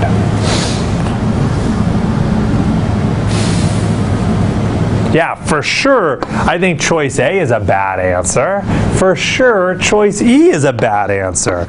And again, to that point, think about this for a split second. How are any of you in choice A laughing your asses off at anybody who's in E? You have to be. Remember, if you're in the game of verbal, you're laughing at everybody else except who's on your answer choice. You can't. Answers smell the same. They stink. And thus, I would argue, if you are in A or E right now, this is a double fail today. Let me be clear. Again, I don't like to mince words in here, as you can tell. I'm failing 2 times right now. Because first of all, I'm not even getting this question right, and I should. I did this question 2 hours ago, or whenever it was. But also, I remember him saying, how can 2 answers ever be the same and yet both be correct? It's impossible. And now that I think about it, that makes complete sense to me. How the F did I just fall into that trap again? I didn't, well, even if I fell into it the first time, and I know for a fact I'm seeing some of the people who picked this, and I've already private chatted with some of you for making that mistake the first time. Like, this is now where the accountability starts to come into the picture. Because I realize now, well, if I keep doing this shit, I could kiss the 7-something goodbye. Adjust your approach or adjust your expectations. That is something you're going to hear me saying here from time to time again, because it's important. If I don't want to adjust my approach, if I want to stay arrogant, if I want to shoot first and ask questions later, that's fine. Just start to ratchet down where you expect to be on the test come test day. And so when I look at something like A and E, I realize that's crap, because it's essentially suggesting that, yeah, cutting that coffee is probably going to be a good move. So let's rewind back on this one. My job is to show that somehow, some way, cutting this coffee, because it's a weekend type question, may not be good enough for my heart disease issue. So I look at choice B. Per capita coffee consumption has been declining over the past 20 years because of increasing popularity of soft drinks and because of health worries. Okay, at best irrelevant. At worst, they seem to be worried as well, potentially strengthen out. Choice C, the study did not collect info that would show whether variations in the level of coffee consumption are directly related to variations in levels of stress, a major causal factor in heart disease. I love you, choice C, because you're starting to establish perhaps a question with regard to the causal connection there. I'll pick you, but I respect you, so I'm going to keep on reading. Choice D. Subsequent studies have consistently shown that heavy smokers consume coffee at about 3 times the rate of non-smokers. It's like, wait a minute. I kind of like you too, Choice D, because now you're starting to call into question whether this heart disease is because of the damn heavy smokers or not. So, shit, now I'm in love with you too. And now I don't know what to do. I love you, C. I love you, D. Where do I go from here? Well, it's time for me to reset. If you ever come down to 2 answers in the world of verbal, that's good news. It's a 50-50 shot. Now you got to come up with a reason as to why one answer is better than the other. So question, why is D a sucker answer? What is wrong with choice D that I should have seen it and then, of course, not have touched it as a result? But if you're in D, I will take it. D is the best wrong answer on the board. Exactly. Nice. They already made some corrections for the smoking there. And if I accidentally overlooked that language, I could see why I would be in D. D is a great answer, folks, just not to the question that's being asked. And so I'm so happy because, again, some of you are doing very well today in critical reasoning, especially some of you who have been very vocal in the main chat room here. You're starting to see this shit. You're seeing right through it. It's like, Wizard of Oz style. You're starting to see what's behind the curtain. It's all nothing but smoke and mirrors. Choice D, get out. Choice C for the win all day long. That's how you start to dismantle these questions, folks. It's not taking 2 minutes on a question like this and feeling good that I did it in the time allotted. F that. This is 30 seconds once I get to the period and saying, boom, I know what's on the list. Let me get to Trader Joe's, pick up those damn tortillas, and go home. That's it. Nothing more. All right, with that, I want to take us to our second tough question of the day. Let me be clear on this second tough question. We saw how the Mayans chewed us up and spat us out earlier. Please bring respect. Exactly. Depending on which one you go to, it could be a shit show. So the one thing that I would say is, as you get into this question here, be careful. I will argue there is a high-level trap answer. There is a low-level trap answer. There are 2 crap answers that I want no part of, and of course the right answer. Usually the most popular answer is the right answer on this question, but I'll tell you right now that high-level trap answer is a very close second. Not as good as the Mayans. The Mayans are usually 50-50, and we saw that earlier. It was like 42-42-ish. This, it's about 50% right, usually about 30% going into like that high level, maybe like 15 going into the low level, and then about 5 going off into the crap answers. Don't be in the crap answers. Again, if you're going to get stuff wrong in here, don't be in crap, be in trap. And of course, let's try to be right. That said, notice you know how to do this question already. It's about generalization. Generalization, and it's about strengthening. You already know how to do that. If it's strengthened, you show they're the same. If it's weakened, you show that they're not. So you already know now what the strategy is that you need to execute on this question. I'm giving this to you on a silver platter. Yet I'm telling you right now, it's the second tough question of the day, which means you got to respect the F out of this question. If you're saying to yourself, why is this idiot asking this? No one's going to miss this shit. It's about generalization. He just gave us the formula. Can't we just get into our break and skip it? Why? A lot of you are going to get this wrong. I need us to learn from that. And as a result, I need to respect it. So with that, let's put 2 on the clock. Let's knock this out. We'll get into our final break.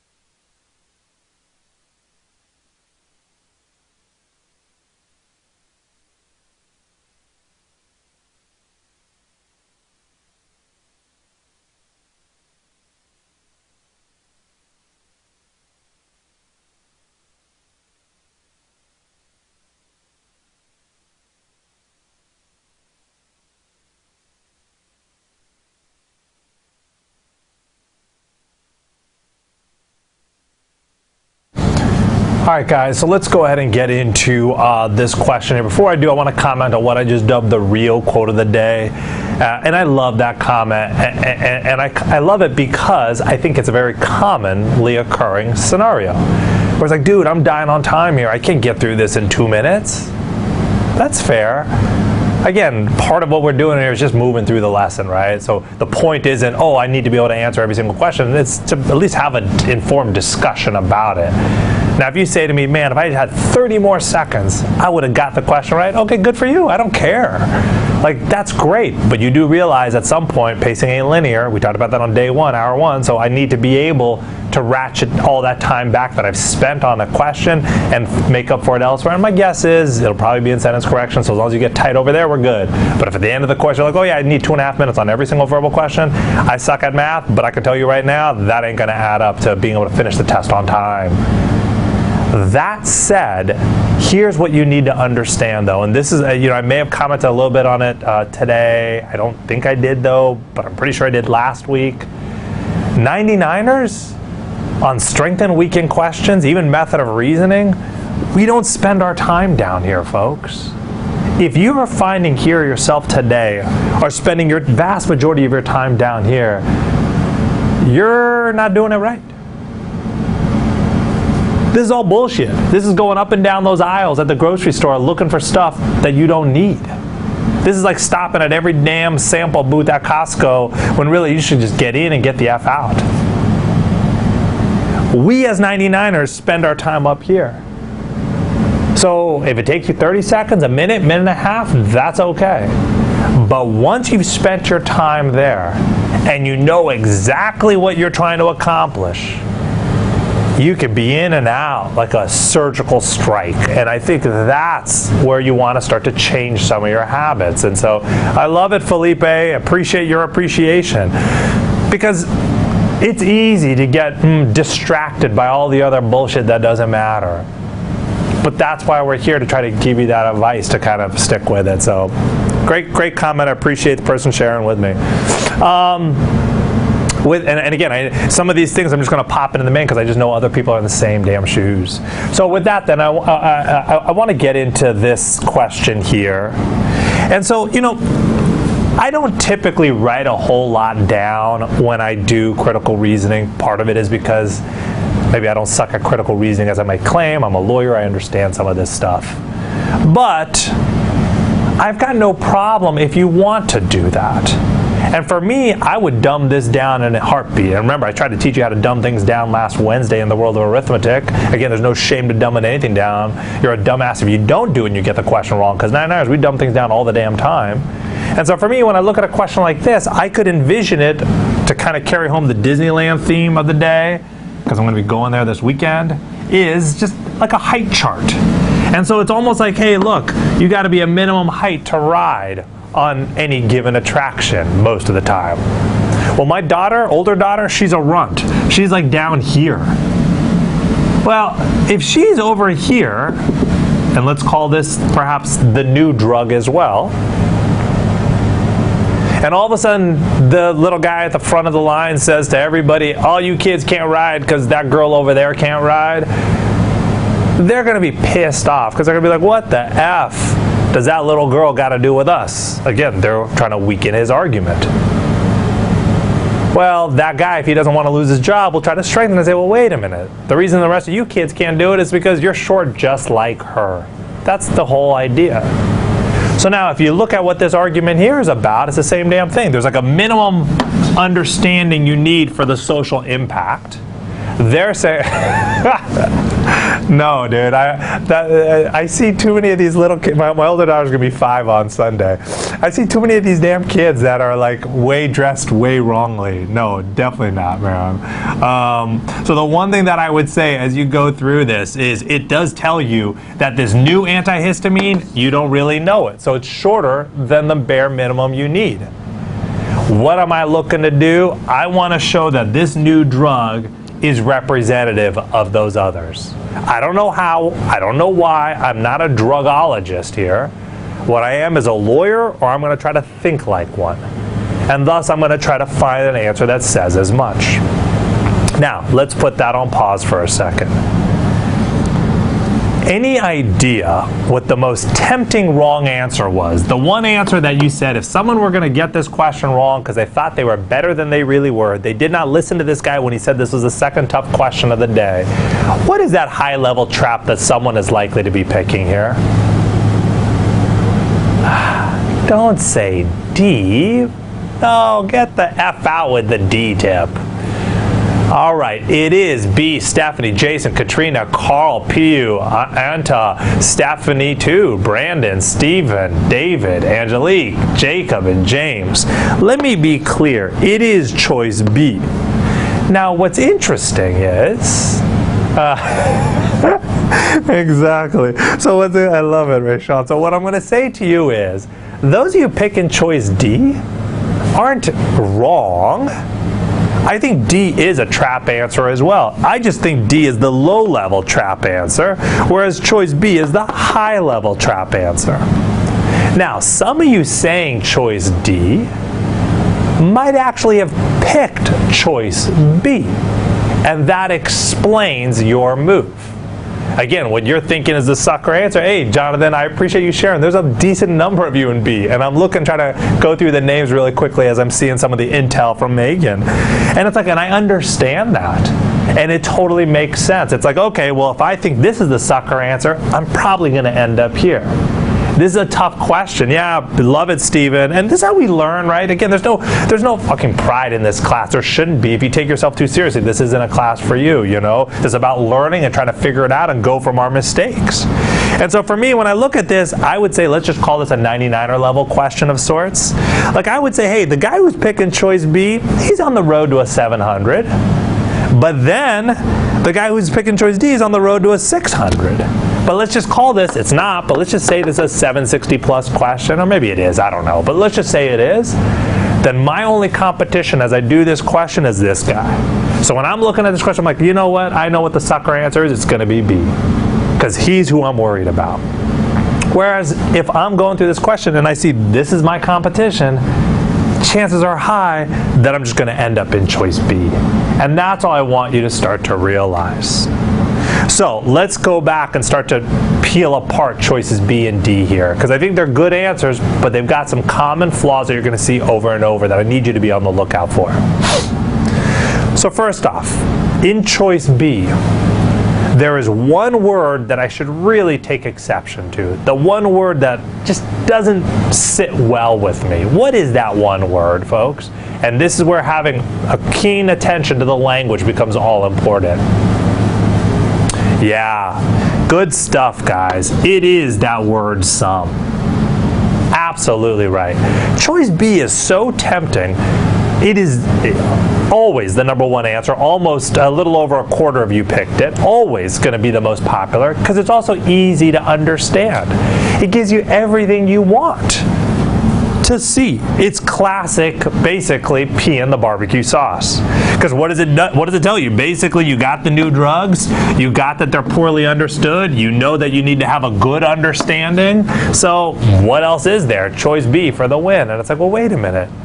Remember what some means. We talked about this on day one. It could mean one, or it could mean all.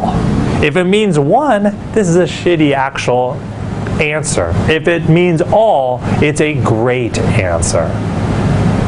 Be careful, this is new. We just don't know to what extent.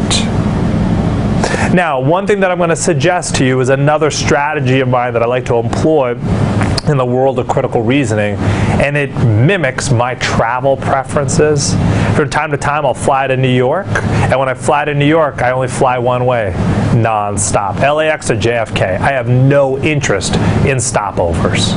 If I have to stop over, it's going to F up my whole day. Why? First of all, I'm flying with me, my wife, my two little girls. We're going to get our seats jacked somewhere.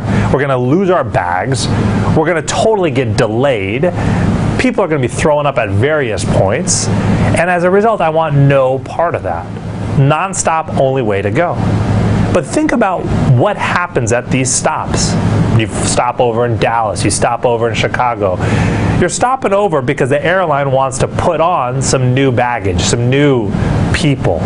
They're onboarding stuff, new crew, new food, new drink, new toilet supplies, whatever it is, they're onboarding crap. But I got no time for that. I just want to fly, get me from LAX to JFK, that's it. Now, what happens in choice B, in my opinion, is a one-stop flight. It's a one-stop flight that stops right there. We'll make this Chicago. It's a one-stop flight here with the word some.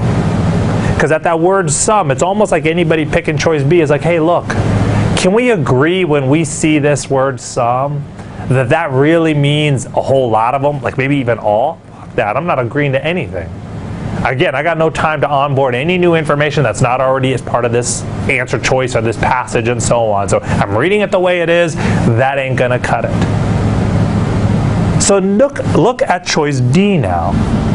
Choice D has the same Chicago O'Hare stop, but I would argue there's a second stop there, and let's call it Dallas-Fort Worth. What is that second stop in choice D? Where is the language in choice D that I should have said, I'm not gonna be okay with this. I know what you're trying to get me to do, but I'm not falling for it. What should I have seen in choice D there that was problematic as well? Exactly. This whole chemically similar bit is another stop, folks. And they're trying to screw you at that point. I don't know if it is or if it's not. Dude. Well, that's a different story. I was going to say, I went to the Century City Mall the other day. It was yesterday. Is today Monday? It was yesterday. And Chick-fil-A was closed in the mall yesterday. And I was quite surprised that on a Sunday, the mall allowed them to close. Because Century City is like a pretty big mall here in LA. And I was surprised that they were the only ones who had their lights out. But I guess they're powerful. I know, but in a mall, though, like I understand they're closed on Sunday in a standalone store. I get all that. I know that. But in a mall, I was surprised. Malls are hardcore in terms of their opening times, closing times, and all that shit. Otherwise, you ain't going to be in the mall. It's like, these are the contracts. So I was very surprised. That's all I'm going to say. That's the lawyer in me / real estate guy thinking. Okay, so the one thing I want to get back to. Yes, Nathan. That's what. Well, I actually didn't go to shop, although I suppose I did. But, well, never mind. I'm not going to get derailed here. So the one thing I want to say is about this Dallas-Fort Worth bit. Think about what Dallas-Fort Worth is here. When you say chemically similar, yeah, they don't just show up on your daughter's shoes just like that. So the one thing that we did go to the Disney store yesterday too. So the one thing I would say with this chemically similar bit, it's almost as if some of you who are picking choice D are saying to me, well, can we agree when we see chemically similar, that means it has a similar social impact? Can we onboard that information for a second? That's like, what? What are you talking about? We can't onboard that shit. You don't know that to be true. Like, they don't say that anywhere. You're trying to do that, but you can't. You have to take the question the way it is. So F this one-stop flight. I'm certainly not touching a two-stop flight. So for me, that's what makes this an even worse answer than choice B. And again, the polls don't lie. That's the way it always plays out. So really, I gotta say, well, what are my other answer choices? Again, my job is really simple. I'm predicting this. I'm pausing to predict. All I need to do is find an answer choice that basically says, hey, those other drugs are just like the new drug in that we don't understand jack about them. So I come to my answer choices. Choice E. The new antihistamine should be next on the market only if most new drugs being tested should be on the market also. Huh? Objection, relevance. Who the F cares about the criteria of this new drug being on the market or not? We're trying to, again, the conclusion, call for action. We're trying to justify the slowdown and the rollout. Choice E doesn't do that. Doesn't address our gap in logic, which is based entirely off of generalization. Choice C, the economic success of some drugs is inversely proportional to how well we understand their social impact. Huh?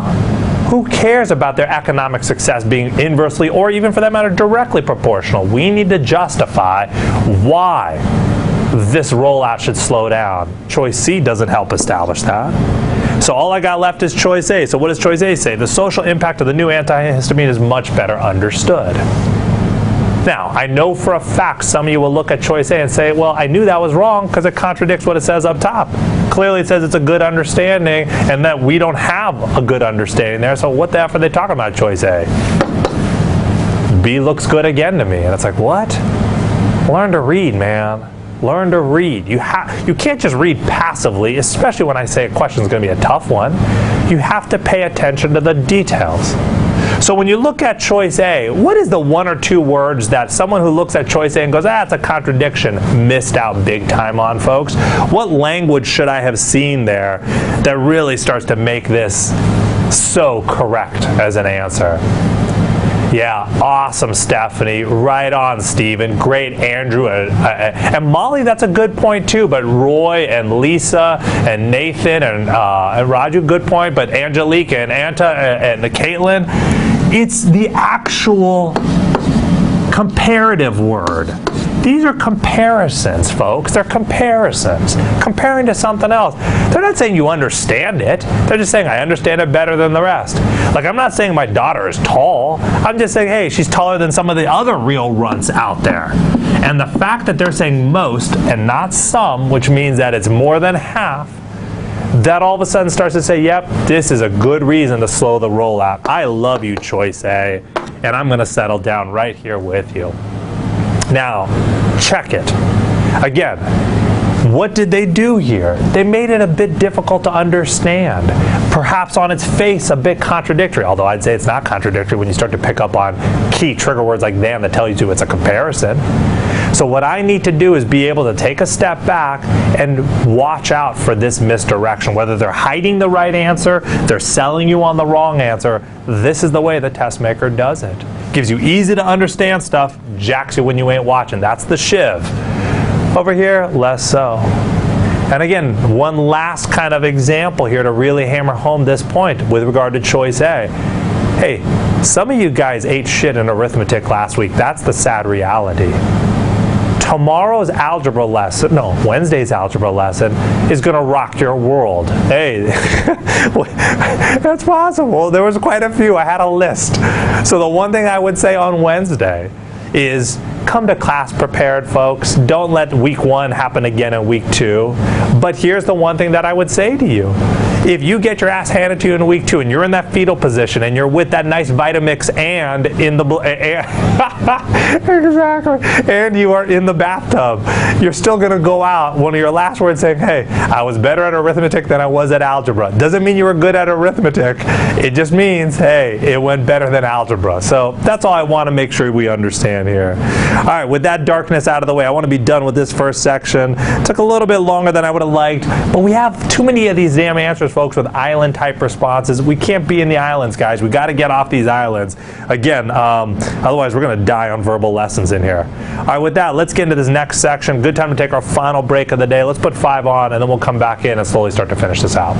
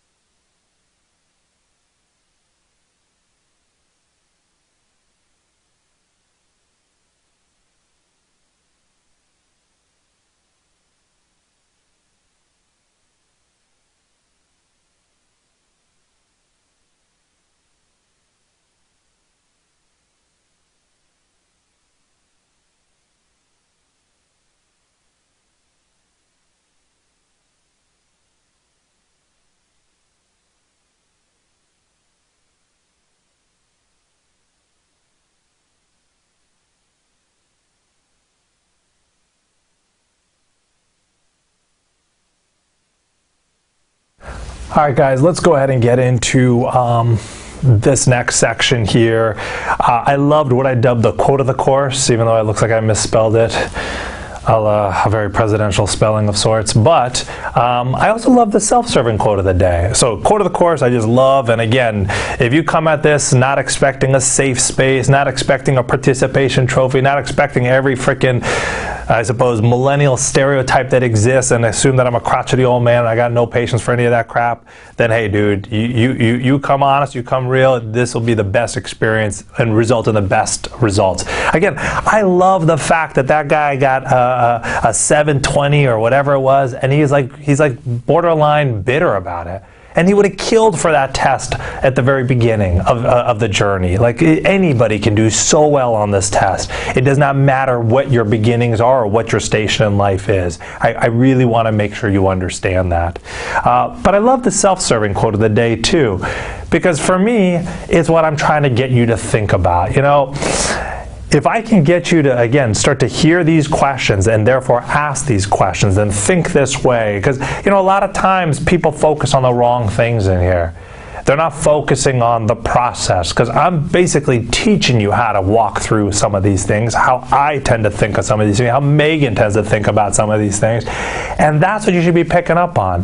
Not how do I add 1/2 plus 1/4. Like, that's the content. No one cares about content. It's about what we do with the content. That's the second level, and what the F to look out for. And some of you are starting to see some of the stuff. Like, I love Maxwell's point earlier, because like for him, that was a great little watch out for this, you know, watch out for that repackaged poop. I love it. That's what you want to be thinking, guys. That's how the top scores start to emerge. All right, let's get into some inference questions next, folks. Again, inference questions are all about drawing conclusions, what you know must be true. And thus, the incorrect answers, the opposite of must be true, is not must be false. It's not necessarily true. Not necessarily true includes must be false, but also the could be true, could be false, those types of answer choices. So that's why I said at the beginning of class, I do this by math. Even though today's not a math day, it's a math day. 100% true is 100% correct. That's pretty straightforward, makes a lot of sense. Everybody then understands as a result 0% true is 100% wrong. That's pretty easy to understand as well. The trap on the inference type questions is really 99% true. If something's like, damn, so close to being always true, but it falls a step short, that's good news, guys, because it too is 100% wrong. Make sure you understand that. I do not think people want to lump these two together. I don't get why. I'm telling you, you got to lump it together. I don't care how uncomfortable that makes you feel. Inference questions are so damn easy, because all you got to do is process of eliminate. So in the world of strength and weekend, I said to you, I think the theme in order to do well is just learning to think like a lawyer. Just, you know, watch those damn shows on TV and you got what you need to do those types of questions. With inference questions, I would argue that you should think like a lawyer as well, but you should think like a criminal defense lawyer.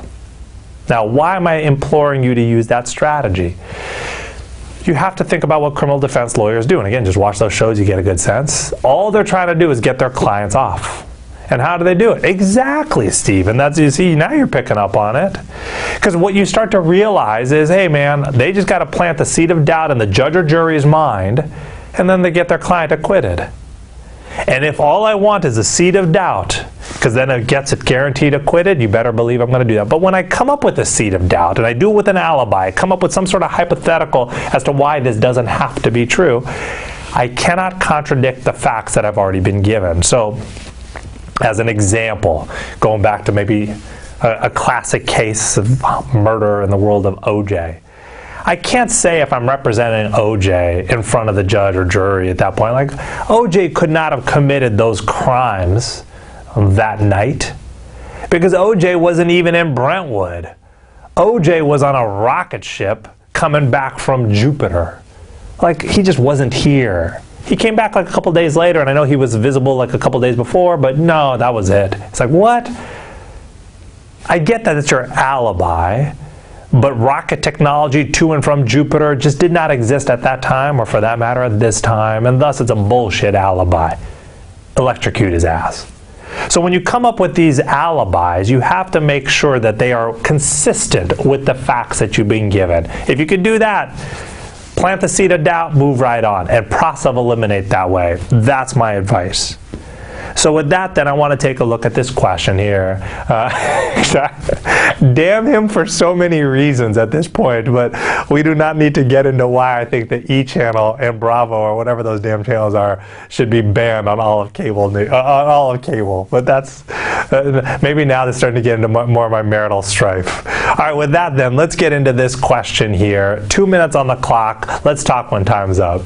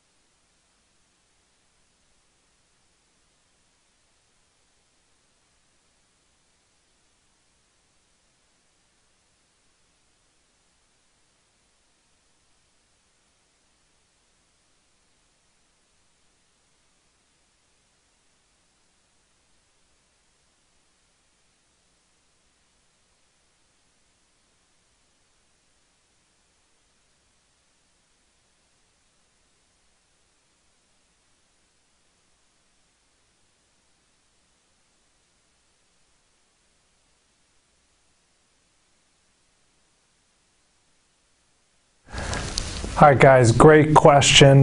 Came my way. Obviously, my thoughts on that as well in the main chat.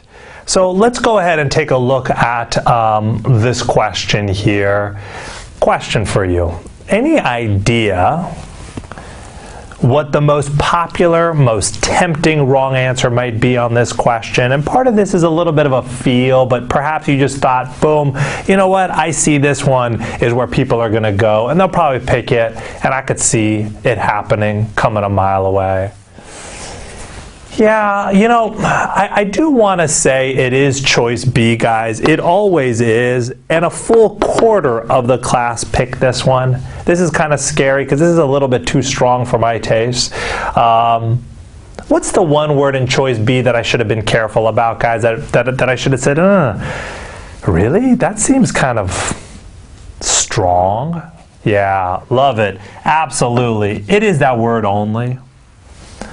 So let's rewind back for a second. I don't tend to write a whole lot, like I said, in the world of critical reasoning. But over here, we do have some pretty straightforward if-then logic. And if-then logic says, hey, if Shiro wins, what's going to happen? McGinnis is going to be appointed. So that's an arrow. Forgive my sloppy penmanship here. So in this case, Shiro is going to lead to McG being appointed. It says Stauning is more qualified, so I'll say Stauning is greater than McG. Why? Because he's an architect who's been on the planning com for 15 years. It says unless the polls are inaccurate, Shiro's going to win. So if the polls are accurate, because that's what I'm going to figure out here, if the polls are accurate, Shiro wins. And if Shiro wins, McG's appointed, but McG is worse than Stauning. That's what I know from the argument up top. Well, when I look at choice B here, I understand its appeal. Because basically it's saying, man, McG is going to be appointed only if this is a good indication how things are going to turn out. And it's like, well, wait a minute. Why does that have to be true? Can't I come up with an alibi right now, putting on my criminal defense lawyer hat and say, wait a minute, what if I run? I win. But me and McG, we went to law school back in the day, so you know what? I'm going to still put McG on the planning com. I could do that all day long. And thus, when you go and you look at something like choice B, I could understand its temptation, but no, I cannot be picking it, guys. And this is where I need you to be much more critical about how you're doing this. Exactly. Yeah, that makes me think of old school. You're right there, Charlie. So no, I want no part of choice B here. So let's go through this. No, be careful, actually, David. That's not possible. Because if the polls are accurate, Shiro will win. We're not talking about Russian hacking and all this stuff. Like, in some sense, I suppose that starts to get a little bit crazy on this stuff. You know, coming up with those hypotheticals. Because remember, the facts are the facts. So we have to take them that way. They say if the polls are accurate, Shiro will win. That's like a fact that's been given to you. So yeah, I just want to be careful on that front. So let's rewind back on this. One thing that I'm going to try to teach you, remember, I think we may have started with it last week. If not, I'm going to start going at it big time on Wednesday. Is obviously think like the test maker, classic Veritas strategy, party line. I'm going to try to get you thinking about that all the damn time. But my roguish strategy of sorts is really think like the Vegas test taker. And the idea there is the guy who's taking the test in Vegas is kind of effed for many reasons, including but not limited to the world of distraction that's around him. And the guy who rolls into the test in Vegas typically rolls in the day after a long night out. And the long night out was not a very gentle one on him. And thus, when he rolls into the test, all he's doing is gambling away, praying to Lady Luck every chance he gets because he's effed. Well, the one thing that I would say to you is that you can gamble on inference-based questions as well. Because some people would say, well, I knew choice B was wrong because it had an extreme word, and extreme words are extremely wrong. And I'd be saying, well, what the F? Who taught you that shit? That's not right. You got to use extreme caution when you see extreme language. That's the way I would teach you. Sometimes you need the extreme language, sometimes you don't.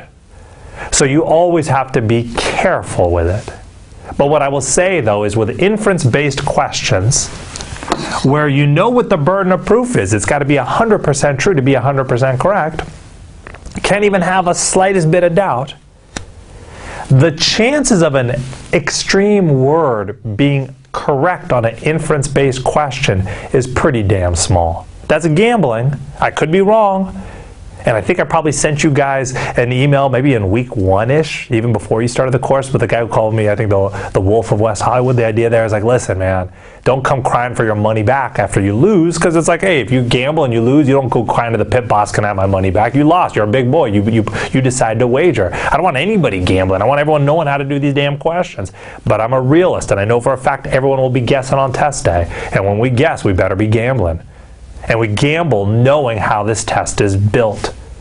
And so when I look at this, I say, man, the chances of it being a right answer are pretty damn slim. I ain't touching you. And of course, we figured out why with our alibi. So choice B, dead. Hell, for that matter, even choice A should be shot. Choice C should be shot, and they're on the board as islands. But they should be shot as well because I could run, I could win, I could put McG in. So yeah, choice A, choice C, dead as well. So I'm left with D, I'm left with E, and in my opinion, these are the best answers. Choice D says McG is not an architect and has not been on the planning com for 15 years or more. I actually like choice D a lot. It speaks to me because it's pretty much what this says, so it looks like it's got to be true, except there's one extreme word in there that is very subtle. Any idea what that extreme word is and that I got to be on the lookout for, folks? Yeah, exactly here, Jacob. You really want to start to pay attention to that word "and." James, right on. Now check it. Those of you saying "not" are correct also. Not as extreme, but I want you really seeing that word "and." That's the big one. Exactly. Right on, Tony. And that's that critical reasoning that they're teaching you out in Barbados that you got to be on the lookout for. 100% correct. Because here, it's like, well, what if McGee is an architect but has been on for like 15 days? That's a possibility. That's why he's useless. Or, taking a step back, what if he's been on the planning call for like 20 years, but he's a legit, like a useless lawyer? Like, what's he really going to help with some of this planning design stuff? He's not. So, if instead of "and," it had been the word "or" as a conjunction, choice D would be 100% correct. But it's not. Instead, it's worded that way, and that makes it wrong. I don't know. I don't know if it's too obvious, Caitlin. I don't really have a problem with the word "not." Not is obviously an extreme word, but I really wanted us to focus in there. That's all I'm really trying to get at there.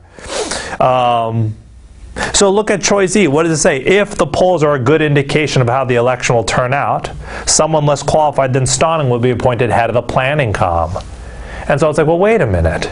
If the polls are a good indication of how things are going to be playing out, then someone less qualified than Stauning will be appointed. That's the facts that they gave us. And if that's the facts that they gave us, I can't come up with a hypothetical situation that would poke a hole in this. Guaranteed the right answer here, plain and simple. But it doesn't matter, Stephen. Exactly. You got to be careful. Read it for what it is. Don't start hijacking. No, don't say "good point, Tony." Get back on that island or get back off it. Hell no. And so that's what I want us to start to recognize here. All right. With that, then, I want to go ahead and Gurpreet, Megan can address that. I want to keep moving on this one here. I want to make sure we start to see that sometimes these inference questions end up being a scenario where they just go too far beyond what the scope is. And that's what makes it not 100% true. Like, in law, we sometimes say objection calls for speculation. Why do we say that? Because you're talking about shit you have no reason to talk about. You have no basis. You have no foundation for it. Well, sometimes we do that on these inference questions too. Well, if you start talking about stuff that ain't even in the record, how can you be certain it's got to be true? You can't stay away from it. And so on this question here, this is kind of a good example of it. Take a look at it. Let's put 2 on the clock. Let's talk when time's up. There's really only one good answer, one trap answer, 3 crap. Please, let's get rid of some of them.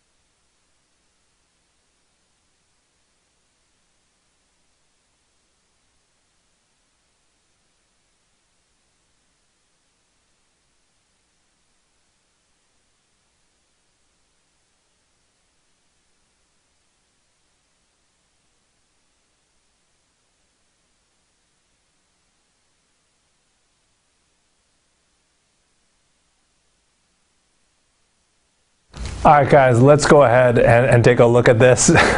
Stephen, that looks like it's a deep, high-level strategy there.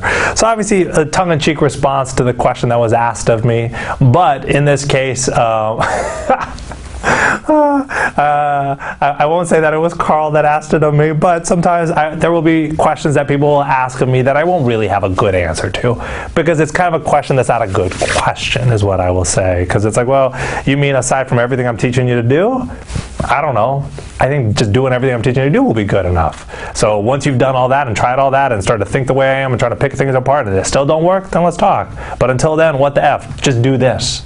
And so to me, you know, as we go through a lot of this, we're just not critical enough yet.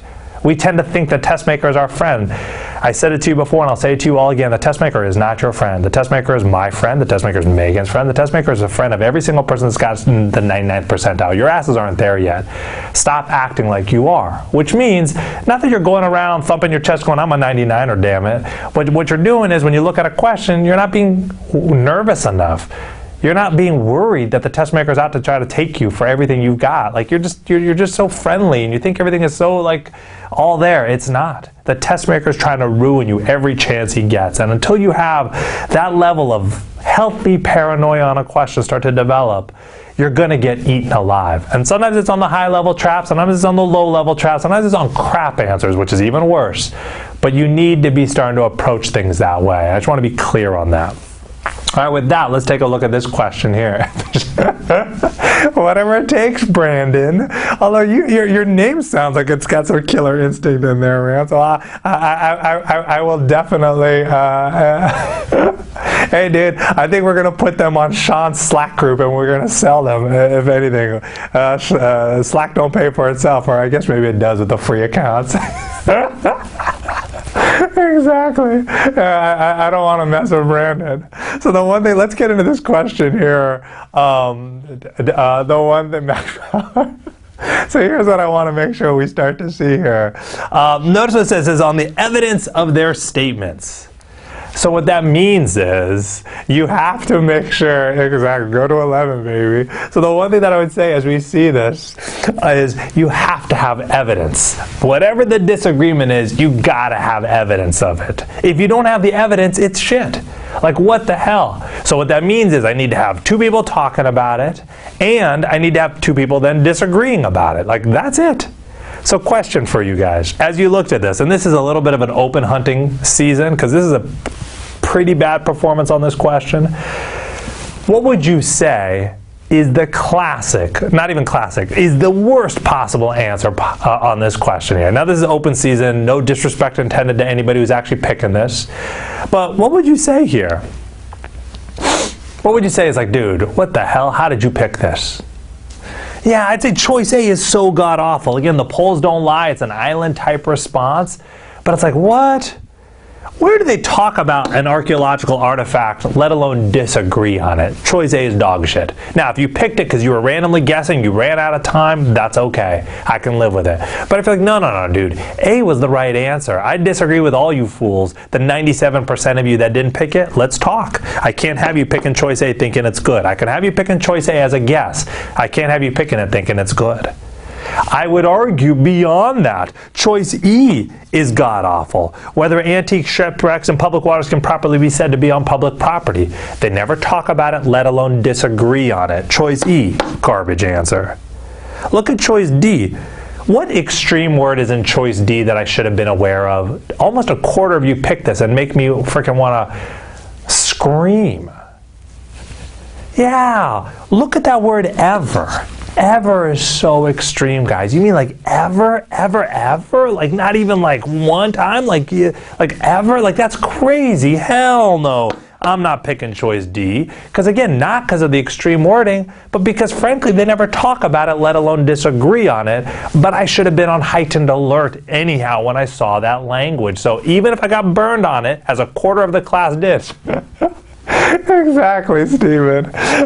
You gotta make sure you bring more respect about that. That was good. That was good. All right, so all I got left are B and C. B and C is all that should be on the board, guys. It makes me sad that it's not please start to tighten this up, because I think one of these is the right answer, one of them is the sucker answer. Remember what the elements of the law here are. It is simple. They got to risk their lives and they got to rescue the ship in peril. That's the law, 2 elements. That's it. So what did the treasure hunter say? He's like, look, man, they risked their lives and they saved it from oblivion. They get to keep their loot. And it's like, what? This guy's like, no, hell no. He's like, these shipwrecks have stabilized. You could end the analysis right there. If he's telling you the shipwrecks have stabilized, clearly they're not in peril. Choice B, final answer all day long. What else is there on this question? Inference questions are easy, guys. You just got to pick what has to be true based off what they gave you. This is an example where some of these other dog shit answers went too far. They went too far based off stuff that's out of scope. You cannot fall for that kind of stuff. That's all I would say here. All right. I want to get into this last bit here. No, we're not getting into like alternative facts here, Rayshawn. So in this particular case, we just take things the way they are, and that's it. So that's all right, Nathan. Never again. So let's get into method of reasoning questions here. What are method of reasoning questions all about? Method of reasoning questions, they throw this into a legal setting a little bit, and I think it's pretty good. Notice what they say with the strength and weaken. They say, hey, you're the lawyer trying to make or break a case. That's absolutely right. With inference questions, they say you're like the judge or jury. You're trying to make a decision based off the facts in front of you, and that makes sense. You're going to decide what's got to be true based off of the evidence. But like I said, from a strategy point of view, I think you should be tackling this as a criminal defense lawyer. The method of reasoning questions are different. They don't throw it into a lawyer analogy. I'll give you one because I think there is one that's fitting. I think it's like the reporter in front of a courthouse whenever there's a big trial taking place. That is not the same as the legal analyst in the studio. That guy is sitting there in the studio and he's opining on everything under the sun, what they're doing right, what they're doing wrong, how it should be, bullshit, bullshit, bullshit. But the guy who's in front of the courthouse, his job is just to put a mic in front of his face and just tell the viewers at home, along with the analyst in the studio, what's taking place today, what took place yesterday, just stating the facts. That's your job. Be the reporter with the mic, not the analyst in the studio. Analyst in the studio gets involved in the argument. The reporter on the street, he just states the facts. That's your job. And if you can do that by anticipating what you want to see, again, it's like I said with strength and a weaken, pause to predict, put it into your own words first. Then when you get to those answer choices, it's very easy. With inference questions, I don't need you to anticipate. It's tough to do. But with a method of reasoning, it's the only way to do it, in my opinion. So with that, then, let's go ahead and take a look at, we'll just do this one last question here. It's a good question. There is a trap answer. If you don't know what the sucker answer is, you're likely picking it. In my opinion, there are 3 crap answers here. Again, the last one had too much crap action on the board. Let's kill some of this crap, guys. Let's put 2 on the clock, and then we'll talk, and then we'll wrap this whole thing up.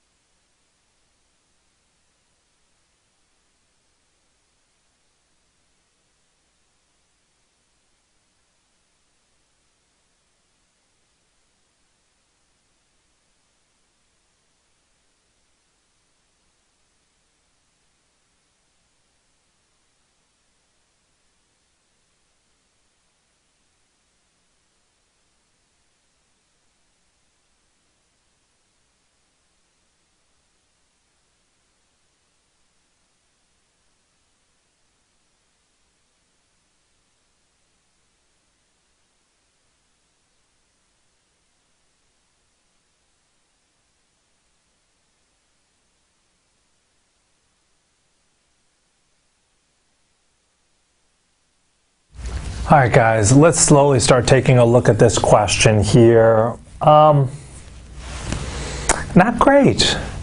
Not great in that got all the damn answers on the board again. Not great in that I have more than just the right and the wrong answer. The right and the trap answer, garnering even more than an island type response. Although it looks like it's not too many in that other dog shit answer, but I want to start to see these dog shit answers for what they are. So even if they have to be on the board, which I'd rather they don't, starting to move forward, at least just have it be truly like one guy in there. And then fine, whatever, we can live with that. But once I start to have more people in it, it does concern me. Obviously, I don't teach to the slowest guy in the class. We got no time for that. There's a lot of us that are just moving forward with some great, ambitious goals. But at the same time, I don't like to run anybody over, and I do try to use private chat to keep people along, and so I think a lot of that is happening. But as we get into this question here, let me ask you this question to start. What is the most tempting wrong answer on this one? What did you say was going to be the most likely trap that someone was going to pick? Because they kind of got pretty good, but then they just got hit in the face at the end, and they just let their guard down. It's like boxing. You just let your guard down, and you're just going to get sucker punched. I guess not really a sucker punch at that point. Yeah, let's be clear. It is choice C here, folks. It is not. I want to be clear, it is not choice B. Choice B is, I don't want to say the Rayshawn fake news defense, because I don't think Rayshawn is really marching in support of El Presidente, but that's what choice B is. Choice B is a garbage answer. Let's be clear. I know there are people in choice B here, but notice what it says, is claiming that the stats cited as evidence by the drilling opponent are factually inaccurate. Homeboy here does not say, oh, that's fake, your numbers are off. So when you look at this, you start to realize, hey, that's not the guy's defense. Like, that's not what he's saying. So to me, choice B is not a trap. We cannot say that's a trap. We can't even see it as a trap. I don't even care if we didn't pick it and we're thinking it's a trap. It is so far from a trap to be just straight up crap. Let's be clear on that. Even choice A is crap. Offering evidence in support of the drilling? Huh? This guy's talking about farming. Hell no. Choice E, proposing a conclusion that is more strongly supported by the drilling opponent's evidence? What? This guy's talking about farming. This guy's talking about oil. Even choice E is complete crap. So really, this comes down to nothing more than C versus D. That's where it needs to be. And so let's rewind back. Choice C, pointing out that the drilling opponent's argument is a misapplication of a frequently legitimate way of arguing. I understand its temptation. You do feel like there's some finger wagging taking place. He's starting to call him out and telling him he's ridiculous. What's wrong with choice C, though? Where does it go too far? Where does it cross the line? Because I can understand why you would pick it, but I needed to see this so that I just didn't touch it. And a quarter of you walked into this. Not enough respect, folks.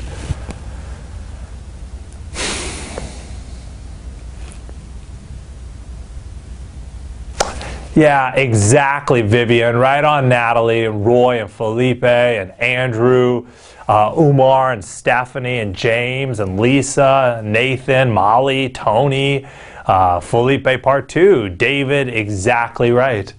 Like, how do you know what's a frequent legitimate way of arguing? Like, this misapplication bit, like, it sounds fancy. It goes too far. Excellent, Sim and Anta. Like, you want to take a step back and realize they never really talked about that. I don't want to go out on a limb and characterize it that way, but I understand the misdirection there. They're selling it to you for sure, but I'm telling you right now, this rib has some P on it. You want no part of it. Whereas if you look at choice D here, it says, citing as parallel to the argument made by the drilling opponent, an argument in which the conclusion is strikingly unsupported.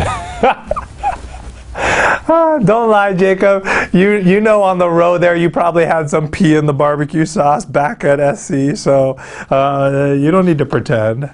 So the one thing that I would say to you as you look at this,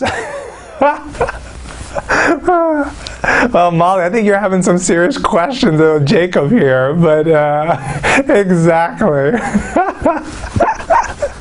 So the one thing that I would say is that as you go through this, the one thing that I would say as you go through this is maybe language like this, maybe rubs you the wrong way. Maybe it does. The strikingly unsupported bit, not the P. The P can't rub you the wrong way. This can. And if you start to see it, you're like, well, that seems extreme. And then you start to say, well, wait a minute. Wasn't this pretty extreme too? Exactly. Maybe this is my quest to make the world a vegan world, even though I love ribs. So no, that's not my quest. You just have to start to realize something about some of these answer choices, is what I will say. They know how to hide it, sometimes behind language that maybe just makes you not want to love it. But let me say this. I never need you to love the right answer. And I want you to appreciate that for a second. All I need is for you to like it more than you do 4 other answer choices. And knowing right now that this guy throws, and I think parallel is a great word, another argument in this guy's face to make him feel dumb and start to see that his argument was a terrible argument is enough for me to pick choice D and be very happy about it. So I think that's the key on this one. All right, great stuff. I love, again, you know, as we go through, take a look at this question 11 later, guys. I want to wrap this whole lesson up right now. You guys did a very nice job today. There are some people that are on island type answer. There's some of that negative, Bonner, unless you're going back to Kottman's recipe, but I'm going to say no. So here's the one thing that I want you guys to, I want you to appreciate. You guys did a good job today, in seriousness. You started out in a very shitty way, and I said that at the very... So the one thing that I'm going to say is you started out on a very shitty way to start. I'm appreciative that you guys turned it around. We're going to call it a night. We're sure this is a family show here. We don't need to reveal all witch hunt type materials at this point. But here's what I will say. This class goes a lot better when you come to class prepared, when you come to class ready to participate and effing try. If not, I'm going to have no motivation. Again, I'm going to get paid no matter what, guys. So I could mail this shit. I could give you a 3-hour lesson in an hour and I could be done. I could be at home playing with my little girls. But I love what I do. And when you guys make it a better experience, as you guys did today at some damn point, it makes it a better experience for me, and we learn a whole lot more in an environment that's a lot better. So, fuck that, who cares? So the one thing that I will say as we go through this is continue to bring it, and again, I think it'll be good. So on that note, Wednesday's lesson is algebra. Algebra is easily the second most important math lesson of the entire course, if not tied with arithmetic, folks. Please, please come to class prepared and having crushed the skill builder. If you do, we got a lot of good stuff to cover on Wednesday. All right, that's all I got to say, folks. Sorry for running class so damn late, but hopefully it was well worth it. Thank you again for keeping things so participatory, interactive, and honestly on a light note. I know this is not fun stuff, but I appreciate you guys at least making me laugh. Have a good night, everybody. Thank you. Really appreciate it.